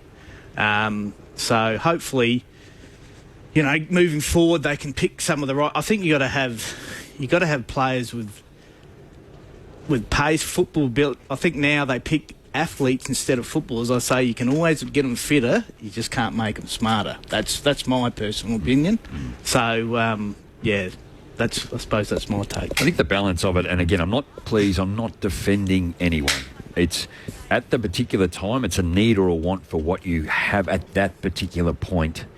But you need to continue to look 1, 2, 3 years ahead. Now, I know all clubs do it, and then you come to the draft, and then you've got to get that player to be able to then fill the need that you at that right particular point. And then you hope that you can, to Bondi's point, be able to develop them in 1, 2, 3, 4 years. And some clubs get quality, which we saw Port Adelaide a number of years ago through Butters, you know, and Connor Rosie, just to be able to step up and do it. And some other clubs have been able to do that. And Max Michaelani has been that for Adelaide too. He's one player that's just stood up, drafted straight in, and has played every game as a quality player. But Adelaide probably haven't had enough of those players. And I think that's where you look to, how can you attract someone like a Jordan Dawson? What are the other players out there? But then there's the balance. What age are they? How hard is it to acquire them here to the market, where it's actually really difficult when there's two teams in one town and they don't want to come here, unfortunately. And it's just part of the puzzle. It's not the sole reason, but it's part of it. Just to follow up to that, and I don't want to throw you under the bus here, because I know when you're on the board there's a bit of secrecy to that role and you don't want to throw other people in trouble. But Matt Turner's been doing some articles in the Advertiser this week, a deep dive into the state of the Adelaide Crows. And today's report was about the list management. And he alluded to the fact that after chatting to a lot of different sources, that Adelaide's list management is hesitant to draft outside of South Australia. That at times, if you look at the numbers, it's like 75% of players are from here. When you were actually inside the footy club, did you feel like you were worried about players coming and then leaving? Well, I won't give it the credibility because it's sources, so I'm sceptical as to... There was no names put to it. So you almost put that to bed. But it certainly makes it easier if a Jordan Dawson is from South Australia and he wants to come back home. So it is part of the challenge. It's probably no different to Western Australia to a point. It's a little bit like that, but I know from people from Western Australia, when they've been here at our club or Adelaide, they just go, this is insane here in South Australia as to the environment, that what it is, and the magnification of a lot of media and what is on Adelaide and Port Adelaide. And look, it's only a part of the puzzle that makes it difficult. But then if you're not performing on field too, like with the club that you're trying to acquire them from, and then you've got the salary cap, how long, and what are you going to offer? So there's all these other things. That's why I keep saying it's not one part. Yep. There is real strategic. Hamish Ogilvie is viewed as one of the best people in the land to identify talent. So again, you've got a couple of blokes in Justin Reid and Hamish Ogilvie. Who else could fill that role? Who else could do it better? There could be others out there. But at the moment, they're under a bit of scrutiny.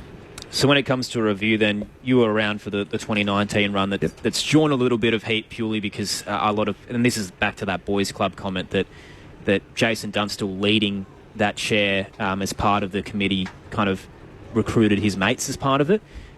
Do you feel like it needs to be done differently if you have another external review, that you really go fresh and no one that has any ties to each other or the footy club? Not at all, no. And I don't think it needs another external review. I think everyone knows where the issue is. And I think it's, again, you've got a list that is lengthy that is of injury, and the quality of that list is significant.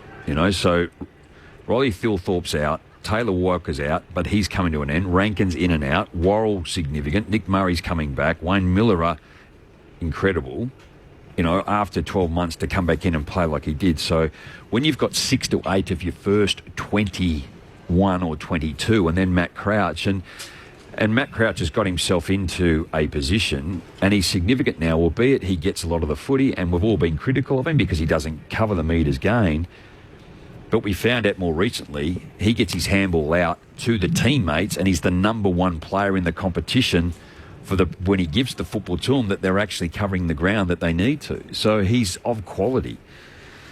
And they're not in the team. So, you know, when you play a quality opposition as Sydney, and Adelaide have been up and down, you can go on. Like, there was 10 games last year where Adelaide lost by under 28 points. They lost 5 under 1 goal. Now, that's last year, and I was bullish with them this year.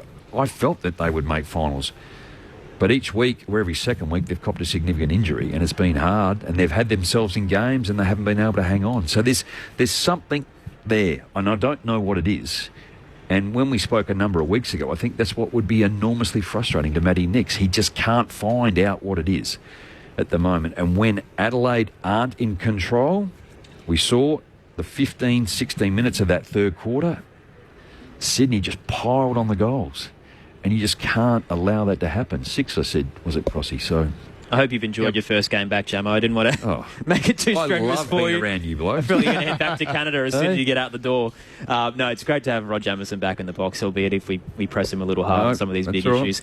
Who's got the task of the votes tonight? Because speaking of big, difficult tasks, this is a really, really tough one. Do you want it? Yeah, Let's give it to Bondi. Yeah, I'll have a crack. 3, 2 and 1. Well, you can't go past the Marty. You'd have to give him the 3. The 3. I thought Brody Grundy was just magnificent. I'd give him the 2. It's a hard one for the third because you got Goulden, you got Heaney, you got Rowbottom was fantastic, Warner. We're going to get off at 10:30, Bondi. Heaney. Sorry, Heaney.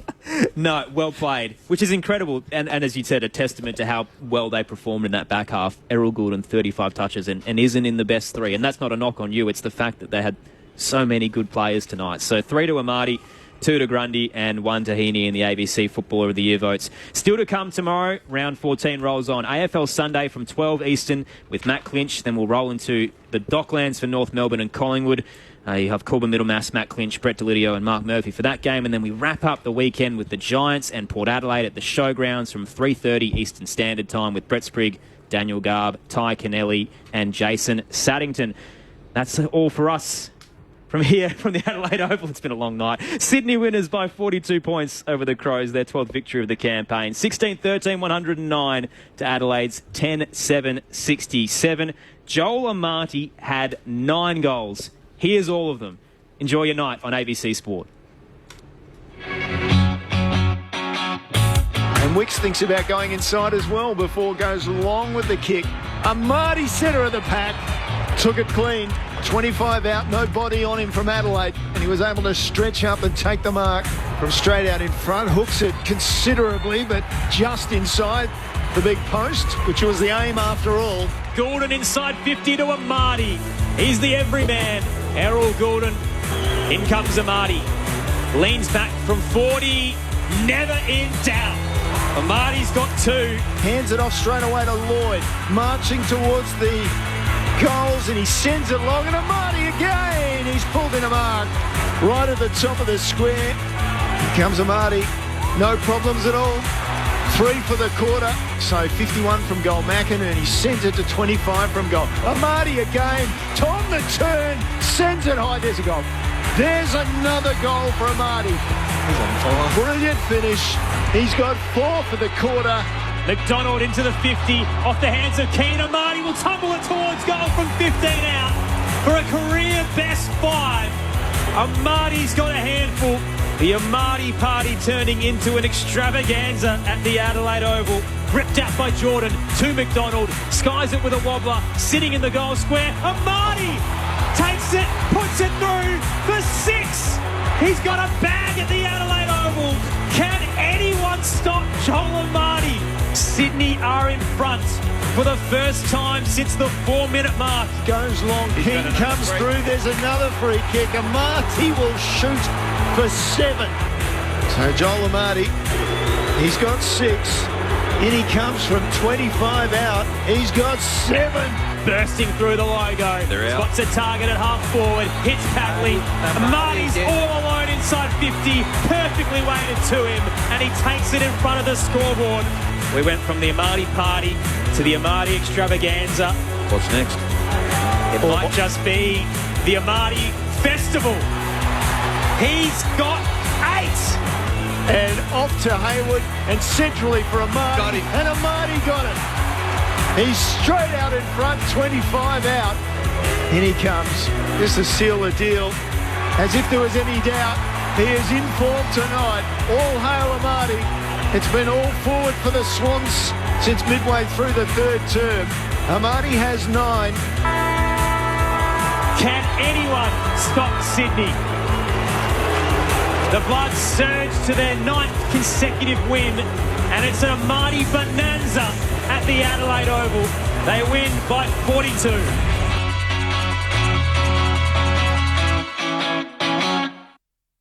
Hey Google, play the footy on the ABC. Did you know you can now listen to the footy on your smart speaker? Oh, that is amazing! Play ABC AFL. Time to steady and pull the trigger! Get the best call, the biggest experts in the game, every round of the AFL season. Can he bend it back? You bet he can! On your favourite station, ABC Radio. Your home for footy. Now on your smart speaker. Sport and Spice brings you the big picture conversations and plenty of fun every week. Turned around and Fox was on the shake leg, which was pretty special, gave me goosebumps. So yeah, that's my decision to wait because I don't think I'm physically and probably mentally ready for that. That language just has no place in our game. There's nothing more isolating than not being able to change who you are and then feeling like you can't do what you love. Hosted by me, Declan Byrne and Lavender Bai, listen to Sport and Spice on the ABC Listen app or find it in the Best of ABC Sport folder wherever you get your podcast. Entertainment on ABC iView. There is no more shame. You have to hold your nerve. Pick yourself back up again. Be assertive and stand your ground.